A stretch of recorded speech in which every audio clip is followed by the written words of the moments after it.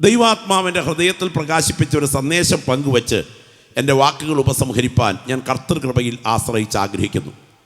സർവശക്തനായ ദൈവത്തിൻ്റെ അനാദി നിർണയം.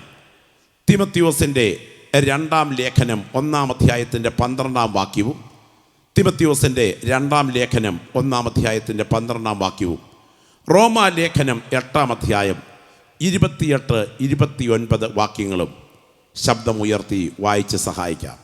അതുനിമിത്തം ഞാൻ ഇതൊക്കെയും സഹിക്കുന്നു. അതുനിമിത്തം തന്നെ ഞാൻ ഇതൊക്കെയും സഹിക്കുന്നു, എങ്കിലും ലജ്ജിക്കുന്നില്ല.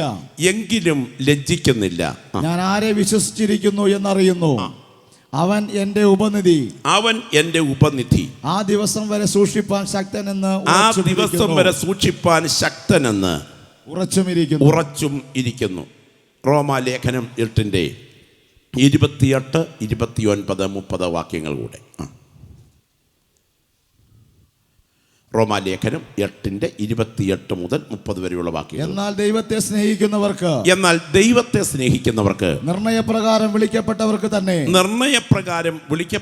തന്നെ സകലവും നന്മയ്ക്കായി കൂടി വ്യാപരിക്കുന്നു എന്ന് നാം അറിയുന്നു. അവൻ മുന്നറിഞ്ഞവരെ തന്റെ പുത്രൻ അനേകം സഹോദരന്മാരിൽ ആദ്യജാതനാകേണ്ടതിന് അവന്റെ സ്വരൂപത്തോട് അനുരൂപമാകുവാൻ മുൻ നിയമിച്ചിരിക്കുന്നു.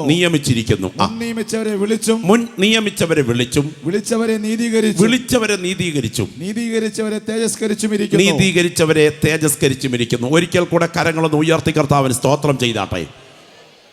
നമ്മെ രക്ഷയിലേക്ക് നയിച്ച ഘടകം ഏതാണ് എന്ന് ചോദിച്ചാൽ അർത്ഥശങ്കയ്ക്കിടയില്ലാത്ത വിധത്തിൽ പറയാം, വചനം ജഡമെടുത്ത ക്രിസ്തുവിൻ്റെ കാൽവറി യാഗമാണ് നമ്മെ രക്ഷയിലേക്ക് നയിച്ചത്. കഴിഞ്ഞ 10 വർഷം, കഴിഞ്ഞ 15 വർഷം, കഴിഞ്ഞ 20 വർഷം, കഴിഞ്ഞ 25 വർഷം പോരും പോരാട്ടവും ഉണക്കുന്ന ഉഷ്ണക്കാറ്റും ഒക്കെ നിറഞ്ഞ ഈ പരിപ്രയാണത്തിൽ നമ്മെ രക്ഷയിൽ നിലനിർത്തിയ ഘടകം ഏതാണ് എന്ന് ചോദിച്ചാൽ ഒറ്റ വാക്കിൽ പറയാം, ദൈവത്തിൻ്റെ വചനം. ആ കരങ്ങളിൽ പുസ്തകം ഉയർത്തി ഒന്നുകൂടെ ഒന്ന് സ്തോത്രം ചെയ്യാമോ? ആ വേദപുസ്തകം ഒന്ന് ഉയർത്തി സ്തോത്രം ചെയ്യാമോ? ഇതാണ് നമ്മെ രക്ഷയിൽ നിലനിർത്തിയത്. ശ്രദ്ധിക്കണേ, വചനത്തിൻ്റെ മജ്ഞയും മാംസവും മേധസ്സും പൂണ്ട രൂപമാണ് ക്രിസ്തു. വചനത്തിൻ്റെ അച്ചടിമഷി പുരണ്ട രൂപമാണ് നമ്മുടെ കയ്യിലിരിക്കുന്ന ദൈവത്തിൻ്റെ വചനം. ദൈവവചനത്തിൽ ഉറച്ചില്ലെങ്കിൽ പരിശോധനയുടെ കാറ്റിൽ തകർന്നു പോകും. വചനത്തിൽ ഉറച്ചാൽ പരിശോധനയുടെ കാറ്റിൽ ആടാൻ ദൈവം അനുവദിക്കയില്ല. ഇന്ന് രാത്രി എന്നെ കേൾക്കുന്ന നിങ്ങൾ വചനത്തിൽ ഉറയ്ക്കുന്ന രാത്രിയാകണം.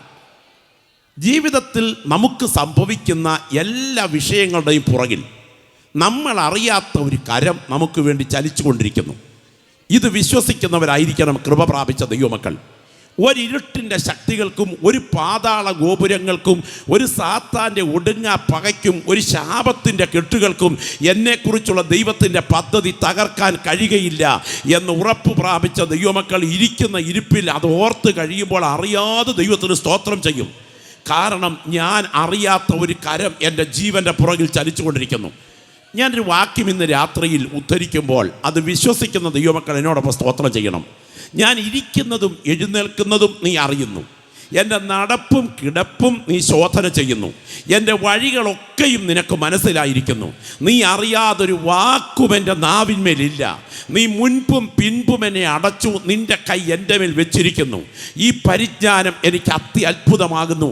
അതെനിക്ക് ഗ്രഹിച്ചു കൂടാതെ വണ്ണം ഉന്നതമായിരിക്കുന്നു. നിൻ്റെ ആത്മാവിനെ ഒളിച്ച് ഞാൻ എവിടെ പോകും? തിരുസന്നിധി വിട്ട് ഞാൻ എവിടെ കൂടും? ഞാൻ സ്വർഗത്തിൽ കയറിയാൽ നീ അവിടെയുണ്ട്. ഞാൻ ഉഷസ്സിൽ ചിറക് ധരിച്ച് സമുദ്രത്തിൻ്റെ അറ്റത്ത് എന്ന് പാർത്താൽ അവിടെയും നിന്റെ കൈ എന്നെ നടത്തും. ഇരുട്ടെന്നെ മൂടിക്കളയട്ടെ, വെളിച്ചമെൻ്റെ ചുറ്റും രാത്രിയായി തീരട്ടെ എന്ന് പറഞ്ഞാൽ ഇരുട്ട് പോലും നിനക്ക് മറവായിരിക്കയില്ല. രാത്രി പകൽ പോലെ പ്രകാശിക്കും. ഇരുട്ടും വെളിച്ചവും നിനക്ക് ഒരുപോലെ തന്നെ. നീയല്ലോ എൻ്റെ അന്തരംഗങ്ങളെ നിർമ്മിച്ചത്. ശ്രദ്ധിക്കണേ, എൻ്റെ അമ്മയുടെ ഉദരത്തിൽ നീ എന്നെ മെടഞ്ഞു. ഇത് രാത്രി വിശ്വസിക്കുന്ന ദൈവമക്കൾ ആമേൻ പറഞ്ഞിട്ട് വിളിച്ചു പറ. എൻ്റെ ജന്മത്തിൻ്റെ പുറകിൽ ചലിച്ചത് മനുഷ്യൻ്റെ കരമല്ല. എൻ്റെ ജന്മത്തിൻ്റെ പുറകിൽ ചലിച്ചത് മാതാപിതാക്കളുടെ തീരുമാനമല്ല. എൻ്റെ ജന്മത്തിൻ്റെ പുറകിൽ ചലിച്ചത് എന്നെ കൊട്ട നെയ്യുന്നത് പോലെ, ഓല നെയ്തെടുക്കുന്നത് പോലെ പോലെ എൻ്റെ അമ്മയുടെ ഗർഭഗൃഹത്തിനകത്ത്, എൻ്റെ അമ്മയുടെ ഉദരപിണ്ഡത്തിനകത്ത് എന്നെ മെനഞ്ഞ ഒരു കരമുണ്ട്. അത് സാധാരണ കരമല്ല, അത് ഞാൻ സേവിക്കുന്ന ദൈവത്തിൻ്റെ കരമാണ്. ഹേ പിശാചേ, എന്നെക്കുറിച്ച് നീ 1000 ഘടകവിരുദ്ധമായ പദ്ധതികൾ തയ്യാറാക്കി എൻ്റെ കുടുംബജീവിതത്തെ തകർക്കാൻ, എൻ്റെ ദാമ്പത്യത്തെ ഉടയ്ക്കാൻ, എൻ്റെ ശുശ്രൂഷയെ തകർക്കാൻ, എൻ്റെ ആരാധനയെ മന്ദീഭവിപ്പിക്കാൻ, എൻ്റെ അഭിഷേകത്തെ ചോർത്തിക്കളയാൻ എന്തെല്ലാം പോരാട്ടങ്ങൾ ഒരുക്കിയാലും ഇന്ന് രാത്രി ഞാൻ വിളിച്ചു പറയുന്നു, ലോകത്തിൽ ആർക്കുമില്ലാത്തൊരു പദ്ധതി ഞാൻ സേവിക്കുന്ന ദൈവത്തിന് എന്നെ കുറിച്ചുണ്ട്. ഹോരേബിൽ വെളിപ്പെട്ട ദൈവത്തിൻ്റെ തേജസ്, സീനായിൽ മൂടിയിറങ്ങിയ ദൈവത്തിൻ്റെ തേജസ് ഇന്ന് രാത്രി ഈ കൺവെൻഷന്റെ തലയ്ക്ക് മീതെ വിശ്വസിക്കുന്ന ദൈവമക്കൾക്ക് വേണ്ടി ബലത്തോടെ നിഴൽ വിരിച്ചിരിക്കുമ്പോൾ, മുൾപ്പടപ്പിന് മുകളിൽ ദൈവത്തിൻ്റെ തേജസ് അധിവസിച്ചതിന് ശേഷം അതിനകത്തേക്ക് നോക്കാൻ കഴിയാത്ത വിധത്തിൽ ദൈവത്തിൻ്റെ തേജസ്സിൻ്റെ തീ കൊണ്ട് മുൾപ്പടപ്പ് മൂടിയതുപോലെ ഇരിക്കുന്ന കസേരയിലിരുന്ന് സ്തോത്രം ചെയ്തുകൊണ്ടിരിക്കുമ്പോൾ നിന്റെ ഉച്ചി മുതൽ ഉള്ളംകാല് വരെ ശരീരത്തിൻ്റെ ഓരോ കോശങ്ങളും നിറയത്തക്ക വിധം ദൈവത്തിന് ആത്മാവിൻ്റെ വ്യാപാരം ചില പ്രിയപ്പെട്ടവരുടെ ശരീരത്തിൻ്റെ മേൽ ഇന്ന് രാത്രി ഒരു ആത്മപകർച്ചയായി വ്യാപരിക്കുകയാണ്. നിന്റെ കണ്ണുകളെ ബന്ധിച്ച് മനസ്സിനെ നിരാശപ്പെടുത്തി സ്വയശാപത്തിൻ്റെ വാക്കുകൾ ഉയരത്തക്ക വിധം മനസ്സിന്മേൽ ആധിപത്യം പുലർത്തുന്ന ചില ഇരുളിൻ്റെ മൂടാപ്പുകൾ യേശുവിൻ്റെ നാമത്തിൽ ഈ രാത്രിയിലെ വ്യക്തികളിൽ നിന്ന് ചില ഹല്ലേലൂയ ഡിപ്രഷന്റെ ആത്മാക്കൾ ഇന്ന് രാത്രിയിലെ വ്യക്തികളിൽ നിന്ന് ആത്മമണ്ഡലത്തിൽ അഴിയുകയാണ്. വിളിച്ചു പറ, എന്നെ കുറിച്ച് മഹത്തായ ഒരു പദ്ധതി ഞാൻ സേവിക്കുന്ന ദൈവത്തിനുണ്ട്. ശരീരത്തിന്റെ ഓരോ കോശങ്ങളും നിറയത്തക്ക വിധം ദൈവത്തിന് ആത്മാവിന്റെ വ്യാപാരം ചില പ്രിയപ്പെട്ടവരുടെ ശരീരത്തിന് മേൽ ഇന്ന് രാത്രി ഒരു ആത്മപകർച്ചയായി വ്യാപരിക്കുകയാണ്.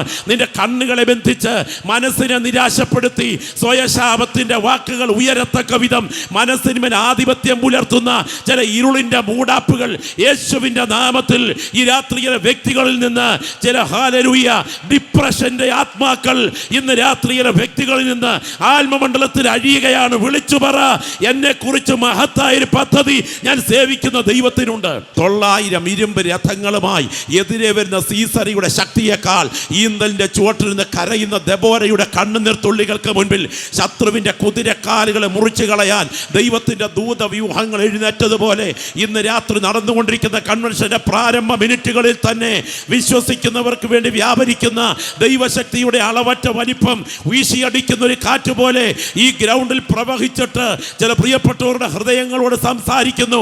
അതുകൊണ്ട് ദൈവത്തെ സ്നേഹിക്കുന്നവർക്ക്, നിർണയപ്രകാരം വിളിക്കപ്പെട്ടവർക്ക് സകലതും നന്മയ്ക്കായി കൂടി വ്യാപരിക്കുന്നു. POC ട്രാൻസ്ലേഷൻ വായിക്കുമ്പോൾ പരിണമിപ്പിക്കുന്നു. ദൈവമെല്ലാം തീരുമാനിച്ചു കഴിഞ്ഞിരിക്കുന്ന സ്ഥിതിക്ക് എനിക്ക് എന്ത് റോളാണ് ആ പദ്ധതിയിലുള്ളത്? അപ്പോൾ അതൊരു വിധിയല്ലേ? അല്ല. ദൈവമെല്ലാം തീരുമാനിച്ചു കഴിഞ്ഞിരിക്കുന്ന സ്ഥിതിക്ക് എനിക്ക് പ്രത്യേകമായി യാതൊന്നും ചെയ്യുവാനില്ല എന്നൊരു നിഷ്ക്രിയത്വമല്ല ഈ വാക്യത്തിൽ തെളിയുന്നത്. ഞാൻ സേവിക്കുന്ന ദൈവത്തിന് എന്നെ കുറിച്ചുണ്ട്. സ്തോത്രം ചെയ്യാനായിട്ട് കഴിയുമോ? ഒരു ദൈവ പൈതൽ യാദൃച്ഛികത്വത്തിൽ വിശ്വസിക്കുന്നയാളല്ല. ഒരു ദൈവ പൈതൽ ദൈവത്തിൻ്റെ അനാദി നിർണയത്തിൽ വിശ്വസിക്കുന്നയാളാണ്. തൊട്ട് പുറകെയുള്ള വിശദീകരണത്തിൽ നിങ്ങൾക്കത് ബോധ്യമാകും. യാദൃച്ഛികമായി കാര്യങ്ങൾ വന്ന വഴിയെ വന്നു എന്ന് ചിന്തിക്കരുത്. എന്നാൽ യാദൃച്ഛികങ്ങളെ മുഴുവൻ ചേർത്ത് വെച്ചുകൊണ്ട് തൻ്റെ ദിവ്യ നിർണയത്തിന് വേണ്ടി കാര്യങ്ങൾ കരുനീക്കുന്ന ഒരു കരം എൻ്റെ ജീവൻ്റെ പുറകിൽ ചലിച്ചുകൊണ്ടിരിക്കുന്നു. ഇന്ന് രാത്രി ഇതിനകത്തിരിക്കുന്ന ചില പ്രിയപ്പെട്ടവരുടെ ദൈവത്തിൻ്റെ ആത്മാവ് ദൂത് പറയുന്നു. ഇസഹാക്കിൻ്റെ അന്ധതയുടെ പുറകിൽ ഒരു കരം ചലിച്ചെങ്കിൽ, എസ്തേറിൻ്റെ അനാഥത്വത്തിൻ്റെ പുറകിൽ ഒരു കരം ചലിച്ചെങ്കിൽ, രൂത്തിൻ്റെ കുടുംബത്തകർച്ചയുടെ പുറകിൽ ഒരു കരം ചലിച്ചെങ്കിൽ, നവോമിയുടെ കയ്പിൻ്റെ പുറകിൽ ഒരു കരം ചലിച്ചെങ്കിൽ, ഇയ്യോബിൻ്റെ കഷ്ടതയുടെ പുറകിൽ ഒരു കരം ചലിച്ചെങ്കിൽ, എസ്തേറിൻ്റെ പ്രതികൂലത്തിന് നടുവിൽ ഒരു കരം ചലിച്ചെങ്കിൽ, മൊർദെഖായിയുടെ വെല്ലുവിളിയുടെ പുറകിൽ ഒരു കരം ചലിച്ചെങ്കിൽ, ഇന്ന് രാത്രി നീ അനുഭവിക്കുന്ന ശുശ്രൂഷയുടെ പോരാട്ടത്തിൻ്റെ പുറകിലും നീ അനുഭവിക്കുന്ന ജീവിത വൃത്തിയുടെ യുദ്ധങ്ങൾക്ക് നടുവിലും നീ അറിയാത്ത ഒരു കരം നിനക്ക് വേണ്ടി ചലിക്കുന്നുണ്ട്. ഇന്നത് തിന്മയായി തോന്നിയാലും ഒടുവിലെത്തിയ അധ്യായത്തിൽ ഇത് നന്മയാക്കി മാറ്റാൻ എൻ്റെ ദൈവത്തിൻ്റെ കരം പരിണമിപ്പിക്കാൻ ചലിച്ചുകൊണ്ടിരിക്കുന്നു. ഒരു രാജാവ് തൻ്റെ ഭാര്യയെ ഒരു സദസ്സിലേക്ക് സൗന്ദര്യപൂർണമായി അലങ്കരിച്ചെത്തിക്കാൻ ആഗ്രഹിക്കുന്നത് സ്വാഭാവികം. ക്ഷിപ്രകോപിയായ ഒരു രാജാവ് ഏകാധിപത്യത്തിൻ്റെ മുൾമുനയിൽ ഭരിക്കുന്ന കാലത്ത് രാജ്ഞിയെ ഉപേക്ഷിക്കുന്നത് സ്വാഭാവികം. മറ്റൊരു പെൺകുട്ടിയെ തൻ്റെ പത്നീപദം അലങ്കരിക്കുവാൻ തിരഞ്ഞെടുത്തത് സ്വാഭാവികം. രാജാവിൻ്റെ കൊട്ടാര വളപ്പിലേക്ക് ഒരുവൻ കയ്യേറ്റം ചെയ്യാൻ ഗൂഢാലോചന ചെയ്യുമ്പോൾ കാവൽക്കാരനത് രാജാവിനെ മുന്നറിയിപ്പ് നൽകുന്നത് സ്വാഭാവികം. രാജാവിൻ്റെ മുൻപിൽ ആദരിക്കപ്പെട്ട ഒരാൾ വഴിയിലിരിക്കുന്ന കാവൽക്കാരനായ വാച്ചർ മോർദേക്കായി എന്ന് പറയുന്ന ആളിനോട് വൈരാഗ്യം വെച്ച് പുലർത്തുന്നത് സ്വാഭാവികം. രാജാവിൻ്റെ കഴുകുമര പദ്ധതി അംഗീകരിപ്പിക്കാൻ, രാജാവിനെ കൊണ്ട് അംഗീകരിപ്പിക്കാൻ മോതിരം കൊണ്ട് മുദ്ര ചെയ്ത് വാങ്ങിക്കുന്നത് സ്വാഭാവികം. രാജാവിൻ്റെ വീട്ടിൽ, രാജ്ഞിയുടെ വീട്ടിൽ നടക്കുന്ന വിരുന്നിന് ക്ഷണിക്കപ്പെടുന്നത് സ്വാഭാവികം. ആ വിരുന്നിനിടയിൽ ഇഷ്ടമില്ലാത്തത് നടക്കുന്നത് കണ്ടുകൊണ്ട് ഭയന്ന് രാജ്ഞിയുടെ കട്ടിലിലേക്ക് സ്വാതന്ത്ര്യത്തോടെ വീണ് കിടക്കുന്ന രംഗവും സ്വാഭാവികം. കോപിഷ്ഠനായ രാജാവ് ഇഷ്ടമില്ലാത്തത് ചെയ്ത മന്ത്രിയെ തൂക്കിലേറ്റാൻ കൽപ്പിക്കുന്നത് സ്വാഭാവികം. എന്നാൽ ഞാനിന്ന് രാത്രി പറയട്ടെ, ഈ സ്വാഭാവികങ്ങളെയെല്ലാം ചേർത്ത് ചേർത്ത് ചേർത്ത് ചേർത്ത് ചേർത്ത് ചേർത്ത് ചേർത്ത് ചേർത്ത് വെച്ചുകൊണ്ട് നിയന്ത്രിക്കുന്ന ഒരു കരം തിരശീലയുടെ പുറകിൽ ചലിച്ചുകൊണ്ടിരിക്കുന്നു എന്ന് വിശ്വസിക്കുന്ന ദൈവമക്കൾ ഈ രാത്രി വിളിച്ചു പറയുന്നു. അത് താൽക്കാലികമായി സ്വാഭാവികമാണെങ്കിലും അസ്വാഭാവികമായ ഒരു കരമാണ് ഇതിൻ്റെ പുറകിൽ ചലിക്കുന്നത്. ആ സൂപ്പർ നാച്ചുറൽ ശക്തിയിൽ ഇന്ന് രാത്രി ഞങ്ങൾ വിശ്വസിച്ചിട്ട് വിളിച്ചു പറയുന്നു, ഇതിൻ്റെ പുറകിൽ ദൈവത്തിൻ്റെ അനാദി നിർണയം ചലിച്ചിരിക്കുന്നു.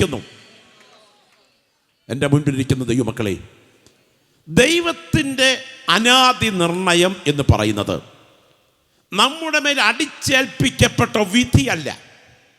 വിധിയാണെങ്കിൽ ദൈവത്തിന് നമ്മെ അന്തിമ വിധിക്ക് വിടാൻ പറ്റില്ല.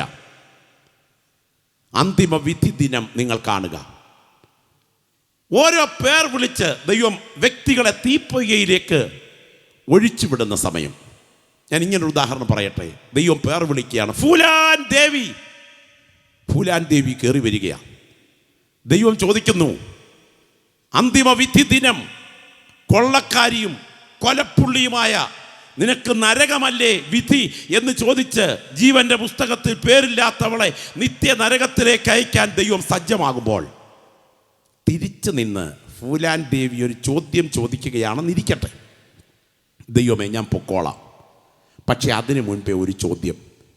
ഞാൻ എൻ്റെ അമ്മയുടെ ഉദരത്തിൽ ഉരുവായി പുറത്തു വന്ന് നിഷ്കളങ്കയായ എന്നെ നീചന്മാർ ക്രൂരമായി ഉപദ്രവിക്കണമെന്നും അവിടെ നിന്ന് അവരോടുള്ള പക തീർക്കാൻ കയ്യിൽ ആയുധമെടുക്കണമെന്നും ചമ്പൽക്കാടിനെ വിറപ്പിക്കുന്നൊരു കൊള്ളറാണിയായി ഞാൻ മാറണമെന്നും ഒടുവിൽ ജീവിക്കാൻ വേണ്ടി അവിടെ നിന്ന് രക്ഷപ്പെട്ട് അധികാരസ്ഥാനത്തേക്ക് തിരഞ്ഞെടുക്കപ്പെടണമെന്നും ഒടുവിൽ വാഹനത്തിൽ കയറുമ്പോൾ കൊള്ളക്കാരാൽ വെടിയേറ്റ് നിലത്ത് വീഴണമെന്നും ഞാൻ ജനിക്കുന്നതിന് മുൻപേ എൻ്റെ തലയിൽ വരച്ചു വെച്ചതിന് ശേഷം ഈ ഭൂമിയിലേക്ക് എന്നെ ജനിക്കാൻ അനുവദിച്ച നീയല്ലേ എൻ്റെ ഈ അഗ്നിനരകത്തിന് ഉത്തരവാദി എന്ന് ചോദിച്ചാൽ ദൈവത്തിൻ്റെ വായടയും.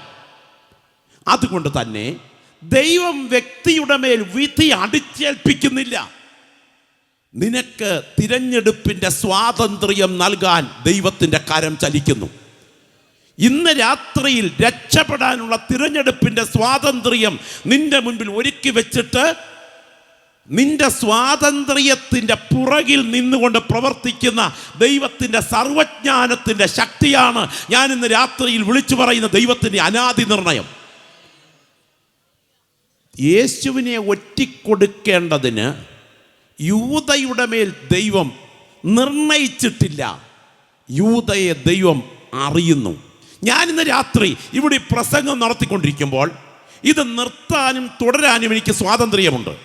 ഞാൻ എപ്പോൾ നിർത്തും എന്നും എപ്പോൾ തുടരും എന്നും എൻ്റെ സ്വതന്ത്ര ഇംഗിതത്തിൻ്റെ ഭാഗമാണെങ്കിലും ഞാൻ എപ്പോൾ നിർത്തുമെന്ന് ദൈവം എൻ്റെ സർവജ്ഞാനത്തിൽ അറിയുന്നു. അങ്ങനെയാണെങ്കിൽ ഇന്ന് രാത്രി പറയട്ടെ, നിന്നെക്കുറിച്ചുള്ള ദൈവത്തിൻ്റെ അനാദി നിർണയം തൻ്റെ ഹിതത്തിൽ ഈ രാത്രി ഒരുക്കി വച്ചിരിക്കുന്നു. നിങ്ങളുടെ വീടിൻ്റെ മുറിക്കകത്തിരുന്നു കൊണ്ട് നിങ്ങൾ കമ്പ്യൂട്ടറിലൂടെ പാലക്കാട് റെയിൽവേ സ്റ്റേഷനിൽ നിന്നും ഡൽഹിക്ക് പോകുവാൻ ഒരു ടിക്കറ്റ് ബുക്ക് ചെയ്തെന്നിരിക്കട്ടെ. നിങ്ങൾ നേരെ ആ സമയത്ത് ആ റെയിൽവേ സ്റ്റേഷനിൽ എത്തിക്കഴിയുമ്പോൾ നിങ്ങളുടെ പേരടിച്ച പ്രിൻ്റ് ഔട്ട് ആ വാതിക്കൽ തൂങ്ങിക്കിടക്കും. ആ ട്രെയിനിൻ്റെ സീറ്റിൻ്റെ ഭാഗത്തേക്ക് എത്തുമ്പോൾ ആ സീറ്റ് ഇവിടെ നിന്ന് ഡൽഹി വരെ നിങ്ങൾക്ക് വേണ്ടി മാത്രമുള്ളതായിരിക്കും. ഇതുപോലെ നിങ്ങൾ അറിയാതിരിക്കെ നിങ്ങളുടെ അമ്മയുടെ ഉദരത്തിൽ നിങ്ങൾ രൂപപ്പെടുന്നതിന് മുൻപ് നിങ്ങളുടെ ഭാവി പ്ലാൻ ചെയ്ത് വെച്ചിരിക്കുന്ന ഒരു കരം നിങ്ങളുടെ ജീവൻ്റെ പുറകിൽ ചലിക്കുന്നു. അത് നിങ്ങൾക്ക് തിന്മയ്ക്കല്ല, അത് നിങ്ങൾക്ക് നന്മയ്ക്കാണ്. അതുകൊണ്ട് രാത്രി കൃപ പ്രാപിച്ച ദൈവമക്കൾ വിളിച്ചു പറയണം, ദൈവത്തെ സ്നേഹിക്കുന്നവർക്ക്, നിർണയപ്രകാരം വിളിക്കപ്പെട്ടവർക്ക് സകലതും നന്മയ്ക്ക്. ഒറ്റ തിരിച്ച് വിഷയങ്ങളെ എടുത്താൽ അത് അതിൽ തന്നെ തിന്മയാണെന്ന് തോന്നിയാലും ഒടുവിൽ രംഗം വരുമ്പോൾ ആ തിന്മകളെ ചേർത്ത് വെച്ച് നന്മയാക്കുന്ന കരമാണ് ഞാൻ സേവിക്കുന്ന ദൈവത്തിൻ്റെ കരം. പൊത്തിപ്പേറിൻ്റെ വീട്ടിൽ ചെയ്യാത്ത കുറ്റത്തിൻ്റെ ദുരാരോപണത്തിന് തുണിത്തുണ്ട് ഉയർത്തിക്കൊണ്ട് അപവാദം സഹിച്ചുകൊണ്ട് കുണ്ടറയിലേക്ക് നീങ്ങുന്നത് അതിൽ തന്നെ എടുത്താൽ അപമാനകരമാണ്. സ്വന്തം സഹോദരങ്ങൾ കുഴിക്കകത്തിറക്കി അന്യരാജ്യക്കാർക്ക് വിൽക്കുന്നത് സ്വാഭാവികമായി വേദനാജനകമാണ്. കുണ്ടറയിൽ പീഡ അനുഭവിക്കുന്നത് അതിൽ തന്നെ ദുഃഖകരമാണ്. എന്നാൽ ഈ രാത്രി ഓർക്കുക, ആ പോരാട്ടങ്ങളെയെല്ലാം ചേർത്ത് ചേർത്ത് ചേർത്ത് ചേർത്ത് ചേർത്ത് ചേർത്ത് ചേർത്ത് വെച്ചുകൊണ്ട് സിംഹാസനത്തിലേക്കുള്ള വഴി വെട്ടിത്തുറക്കാൻ എൻ്റെ ദൈവത്തിൻ്റെ കരം ചലിച്ചത് അതിൻ്റെ ദൈവിക പദ്ധതി പ്രകാരമാണെങ്കിൽ ഈ ദൂത് ഇന്ന് രാത്രി ഇവിടെ മുഴങ്ങിക്കൊണ്ടിരിക്കുമ്പോൾ ചില വ്യക്തികളെ ചൂണ്ടി ദൈവത്തിന് ആത്മാലോചന വിളിച്ചു പറയുന്നു. ഒരു ദർശനം കൊണ്ട് കാരാഗ്രഹത്തിൽ എത്തിയവനാണ് ജോസേഫേ നീയെങ്കിൽ മറ്റൊരു ദർശനം കൊണ്ട് നിന്നെ സിംഹാസനത്തിൽ ഇരുത്താൻ നീ സേവിക്കുന്ന ദൈവത്തിൻ്റെ കരം നിനക്ക് അനുകൂലമായി ചലിച്ചുകൊണ്ടിരിക്കുന്നു. അതുകൊണ്ട് ഈ രാത്രി വിളിച്ചു പറയണം, ദൈവത്തെ സ്നേഹിക്കുന്നവർക്ക്, നിർണയപ്രകാരം വിളിക്കപ്പെട്ടവർക്ക് സകലതും നന്മയ്ക്കായി കൂടി വ്യാപരിക്കുന്നു. നിങ്ങൾക്കറിയാമോ, വിശുദ്ധ വേദപുസ്തകത്തിൽ തിമത്തിയോസിൻ്റെ 2-ാം ലേഖനം എഴുതുമ്പോൾ അത് പൗലോസിൻ്റെ ഒരു വിൽപ്പത്ര ലേഖനമാണ്. പൗലോസ് മരണത്തോടടുക്കുകയാണ്. മരണം ഒരു വിളിപ്പാടകലെ തൻ്റെ കൺമുൻപിൽ വന്ന് നിൽക്കുകയാണ്. മരണത്തിന് മുൻപ് മരണവിധം, മരണത്തിന് മുൻപ് മരണസമയം, മരണത്തിന് മുൻപ് മരണനില, ഇത് നന്നായി മനസ്സിലാക്കിയ ആളാണ് പൗലോസ്. എൻ്റെ മുൻപിലിരിക്കുന്ന പ്രിയപ്പെട്ട ശ്രോതാക്കൾ, ഒരല്പം ചരിത്രം ഒന്ന് ശ്രദ്ധിക്കണം. ലോക ചരിത്രത്തിൽ ഏറ്റവും കൊടും ക്രൂരത കാട്ടിയ ചില രാജ്യങ്ങളുണ്ട്. അതിൽ ഏറ്റവും നീച ഭരണകൂടം റോമൻ ഭരണകൂടമാണ്. ഏറ്റവും മനുഷ്യത്വരഹിതവും ക്രൂരവും പൈശാചികവും സാത്താന്യവുമായി സഹജീവികളെ കൊല്ലുന്ന ശിക്ഷാക്രമങ്ങൾ ഉയർന്നു നിന്ന ഭരണകൂടം റോമൻ ഭരണകൂടമാണ്. അവരുടെ കൊലപാതക ശൈലികൾ പറഞ്ഞാൽ ഏത് മനസാക്ഷി വരവച്ചവനും ഉള്ളിൽ പിടഞ്ഞു പോകും, അത്ര ക്രൂരമാണ്. അടകല്ലിലേക്ക് തല കയറ്റി വെച്ച് കൂടം കൊണ്ട് തല തല്ലിപ്പൊട്ടിക്കുക, വായിലൂടെ വെള്ളം അടിച്ചു കയറ്റി ഉദരം വീർപ്പിച്ച് മലർത്തിക്കിടത്തി കുതിരയെ കൊണ്ട് വയറ് ചവിട്ടിപ്പൊട്ടിക്കുക, വടവൃക്ഷങ്ങളുടെ കൊമ്പുകൾ ചെമ്പ് ചങ്ങല കൊണ്ട് വലിച്ചടുപ്പിച്ച് കൈകാലുകൾ അതിൽ ചേർത്ത് കെട്ടിയിട്ട് ചങ്ങല കുരുക്കുകൾ അഴിച്ചുവിടുമ്പോൾ ശരീരഭാഗങ്ങൾ 2 തുണ്ടുകളാക്കി കീറി മാറ്റുക, മുപ്പല്ലിയിൽ കുത്തി ഉയർത്തി തീക്കകത്തിട്ട് ചുട്ടുകൊല്ലുക, തലകീഴായി തൂക്കിയിട്ടിട്ട് തല മാത്രം തീക്കുണ്ടം കൊണ്ട് കത്തിച്ച് ചാമ്പലാക്കുക. എത്രയും കൊടിയ പീഡനങ്ങളാണ് റോമൻ ഗവൺമെൻറ് നടത്തിയത്. ഈ നീചന്മാരിൽ വെച്ച് ഏറ്റവും കൊടിയൊരു നീചനുണ്ട്, അയാളാണ് നീറോ. നീറോയെ സംബന്ധിച്ച് പറഞ്ഞാൽ സ്വന്തം അമ്മയെ അയാൾ സ്വന്തം കൈകൊണ്ട് കൊന്നതാണ്. സ്വന്തം ഭാര്യയെ കഴുത്ത് ഞെരിച്ച് സ്വന്തം കൈകൊണ്ട് കൊന്നതാണ്. അമ്മയെയും ഭാര്യയെയും കൊന്ന ഇയാൾ ഒടുവിൽ ആത്മഹത്യ ചെയ്യുകയായിരുന്നു. നീറോ മാനസിക രോഗിയായിരുന്നു എന്നാണ് ചരിത്രം പറയുന്നത്. മാനസിക രോഗത്തിൽ ഏറ്റവും പ്രധാനപ്പെട്ട ഇയാളുടെ മാനസിക രോഗം വളരെ വിചിത്രമാണ്. ഒരു ഇരയുടെ മരണപ്പിടച്ചിൽ മുൻപിൽ കാണുമ്പോൾ അതിലൂടെ വൈകാരിക സംതൃപ്തി അനുഭവിക്കുന്ന ഒരുതരം മാനസിക രോഗം ഈ നീറോയെ ബാധിച്ചിരുന്നു. അതുകൊണ്ട് തന്നെ ക്രൈസ്തവരെ കൊല്ലേണ്ടതിന് വേണ്ടി റോമൻ ഉദ്യാനത്തിൻ്റെ ഗേറ്റ് അടച്ചിട്ട് ഉയർന്നു നിൽക്കുന്ന ഇരുമ്പ് തൂണിൽ മെഴുകുശീലകൾ ചുറ്റി ക്രൈസ്തവരെ കെട്ടിയിട്ട് എല്ലാവരെയും പുറത്തിറക്കി പൂർണ്ണ വിവസ്ത്രനായി കുതിരപ്പുറത്ത് കയറി ക്രൈസ്തവരുടെ ശരീരങ്ങൾക്ക് തീ കൊടുത്തിട്ട് ആ മരണപ്പിടച്ചിൽ നടത്തുമ്പോൾ അതിനിടയിൽ കൂടെ നടന്ന് മരണപ്പിടച്ചിൽ കണ്ട് ആസ്വദിച്ച് വൈകാരിക സംതൃപ്തി അടയുന്ന ഒരുതരം മാനസിക രോഗം ഈ നീറോയെ ബാധിച്ചിരുന്നു എന്നാണ് ചരിത്രം. വളരെ വിചിത്രമായ മാനസിക രോഗം. ഇയാൾ ഒരു ശില്പകലാ വിദഗ്ധനുമായിരുന്നു, ആർക്കിടെക്റ്റായിരുന്നു. ഇദ്ദേഹം റോമാപട്ടണത്തെ, ശ്രദ്ധിക്കണേ, റോമാപട്ടണത്തെ നയനമനോഹരമായി പണിയാൻ ഒരു ആർക്കിടെക്റ്റൽ പ്ലാൻ തയ്യാറാക്കി. ടൈബർ നദിയുടെ തീരത്ത് ഉയർന്നു നിൽക്കുന്ന കരിമ്പാറയിൽ ചേർന്ന് നിൽക്കുന്ന അതിവിശാലമായ റോമാപട്ടണം, ആ പട്ടണത്തെ മനോഹരമായി ഒന്ന് പണിയാൻ ഇയാൾ പ്ലാൻ തയ്യാറാക്കി. പക്ഷേ അതിനൊരു തടസ്സമുണ്ട്. സാധാരണപ്പെട്ട നിരവധി ആളുകൾ ഈ റോമാപട്ടണത്തിൽ പാർക്കുന്നുണ്ട്. മതിൽക്കെട്ടുകളുള്ള പട്ടണങ്ങൾക്കകത്ത് പാർത്തില്ലെങ്കിൽ സുരക്ഷിതത്വം കിട്ടുകയില്ല എന്ന കാരണത്താൽ കൊള്ളക്കാരെ ഭയപ്പെടുന്ന ആ കാലത്ത് വിജന സ്ഥലത്ത് പാർക്കാതെ ആളുകൾ മതിൽക്കെട്ടുകൾക്കകത്ത് പാർക്കും. അതുകൊണ്ട് തന്നെ റോമ പട്ടണത്തിനകത്ത് സാധാരണക്കാർ കൂട്ടമായി ചാക്കുശീലകൾ വിരിച്ചു കെട്ടിയ താൽക്കാലിക ഷെഡുകളിൽ പാർക്കുന്നുണ്ട്. അവരെ ഒഴിച്ചു വിട്ടുകൊണ്ട് വേണം ഈ നിർമ്മാണ പ്രവർത്തനം തുടങ്ങാൻ. പക്ഷേ അവരൊഴിയില്ല. അങ്ങനെ ഇരിക്കെ റോമ പട്ടണത്തിന് നീറോയുടെ തന്ത്രത്താൽ ഒരു ദിവസം പകൽ തീ കൊടുത്തു കഴിഞ്ഞപ്പോൾ റോമ പട്ടണം കത്തിയെരിയുകയാണ്. റോമ പട്ടണം കത്തിയെരിയുമ്പോൾ സ്ത്രീകളും കുഞ്ഞുങ്ങളും നിരവധി ആളുകൾ മാനമുട്ട ഉയരുന്ന നിലവിളിയോടെ പട്ടണത്തിൽ നിന്നൊരു കൊടുങ്കാറ്റ് പോലെ കൊട്ടാരത്തിന് നേരെ ഇരമ്പി അടുക്കുകയാണ്. ഇപ്പോൾ നീറോയ്ക്ക് മനസ്സിലായി അപകടമാണ്, ആഭ്യന്തര കലാപം ഉണ്ടാകാൻ തുടങ്ങുന്നു. നീറോ ഒരു തന്ത്രം ഉപയോഗിച്ചു. തൻ്റെ കിങ്കരന്മാരെ കൊണ്ട് സെക്കൻഡ് കൊണ്ട് പട്ടണത്തിനൊരു വാർത്ത പരത്തി. വാർത്ത മറ്റൊന്നല്ല, ഈ അഗ്നിബാധയുടെ ഉത്തരവാദികൾ ആരാണെന്നറിയാമോ? ഭൂമിയെ തീ കൊണ്ട് നശിപ്പിക്കും എന്ന് പ്രസംഗിക്കുന്ന ഒരുപറ്റം ക്രൈസ്തവരിവിടെയുണ്ട്. ആ ക്രൈസ്തവരാണ് ഇതിൻ്റെ ഉത്തരവാദികൾ എന്ന വാർത്ത കാട്ടുതീ പോലെ നാട്ടിൽ പരന്നതോടുകൂടെ ക്രൈസ്തവരോടായി വൈരാഗ്യം.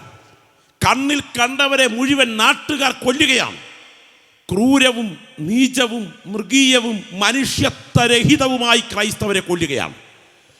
ഏറ്റവും ഭയങ്കരമായി ക്രൈസ്തവരെ കൊന്നുകൊണ്ടിരിക്കുന്ന സമയം അന്ന് അറിയപ്പെട്ട 2 ക്രൈസ്തവ അധ്യക്ഷന്മാരെ റോമൻ ഗവൺമെൻറ് അറസ്റ്റ് ചെയ്തു. ശ്രദ്ധിക്കൂ, ഒന്ന് പത്രോസിനെ ബാബിലോണിൽ നിന്നും അറസ്റ്റ് ചെയ്ത് റോമിലെത്തിച്ചു. പണ്ട് പൗലോസിനെ കർപ്പോസിൻ്റെ വീട്ടിൽ പുതപ്പും പുസ്തകങ്ങളും ചർമ്മലിഖിതങ്ങളുമായി പ്രാർത്ഥനയിലായിരുന്നപ്പോൾ അവിടുന്ന് അറസ്റ്റ് ചെയ്ത് റോമിലെത്തിച്ചു. 2 പേരെയും ഒടുവിലത്തെ സമയം ഇട്ടത് ചരിത്രപ്രസിദ്ധമായ മർമാട്ടിൻ ഗുഹയിലാണ്.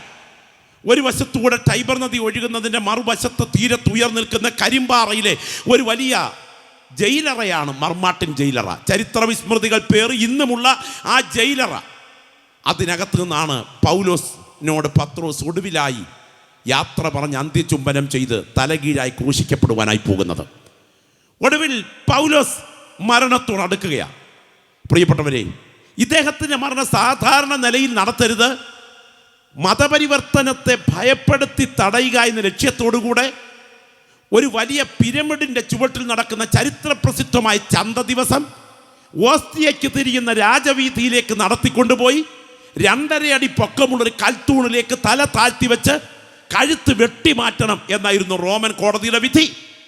നിങ്ങൾ നോക്കുക, ഏറ്റവും വേദനാജനകമായ രംഗം നടക്കാൻ തുടങ്ങുകയാണ്.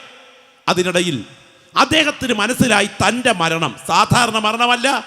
തൻ്റെ മരണം തൻ്റെ കഴുത്തു മുറിക്കുന്ന ചോര മുറിക്കാൻ ഉപയോഗിച്ച പീഠത്തിൻ്റെ ചുവട്ടിലേക്ക് ഒഴുകി വീഴുമെന്ന് തനിക്ക് മനസ്സിലായി. അതുകൊണ്ട് തൻ്റെ മരണത്തെക്കുറിച്ച് താൻ വിശേഷിപ്പിച്ച പ്രയോഗം കേൾക്കണോ? പാനീയ യാഗബലി. ഞാനോ ഇപ്പോൾ തന്നെ പാനീയ യാഗബലിയായി ഒഴിക്കപ്പെടുന്നു. എന്താ പാനീയ യാഗബലി? യാഗപീഠത്തിൻ്റെ ചോര, യാഗമൃഗത്തിൻ്റെ ചോര യാഗപീഠത്തിൻ്റെ ചുവട്ടിൽ ഒഴിക്കുന്ന ബലിയാണ് പാനീയ യാഗബലി. എൻ്റെ കഴുത്ത് മുറിക്കുന്ന ചോര ഞാൻ കഴുത്ത് മുറിക്കപ്പെടാൻ ഉപയോഗിക്കുന്ന എൻ്റെ പീഠത്തിൻ്റെ ചുവട്ടിലേക്ക് ഒഴുകി വീഴും എന്ന് തനിക്ക് മനസ്സിലായി. ഇനിയും തൻ്റെ മരണം സാധാരണ മരണമല്ല, അതൊരു യാത്ര കഴിഞ്ഞ മരണമായിരിക്കും എന്ന് മനസ്സിലാക്കിക്കൊണ്ട് ഓട്ടം തികയ്ക്കുക എന്ന പ്രയോഗം താൻ ഉപയോഗിച്ചു. പൗലോസ് ഓട്ടം തികച്ചു എന്ന പ്രയോഗം ഉപയോഗിക്കുമ്പോൾ അതിൻ്റെ പുറകിൽ ഒരു ചരിത്ര സ്പർശനം, ചരിത്ര ഗന്ധമുണ്ട് എന്നാണ് വേദചിന്തകരുടെ അഭിപ്രായം. നിങ്ങൾക്കറിയാം, മാരത്തേൺ ഓട്ടം എന്ന് കേട്ടിട്ടില്ലേ? എന്താ മാരത്തേൺ ഓട്ടം? മാരത്തേൺ ഓട്ടം എന്ന് പറഞ്ഞാൽ എന്താണ് മാരത്തേൺ ഓട്ടം? ഗ്രീസും പേർഷ്യയും തമ്മിൽ കൊടിയ യുദ്ധം നടക്കുന്നു.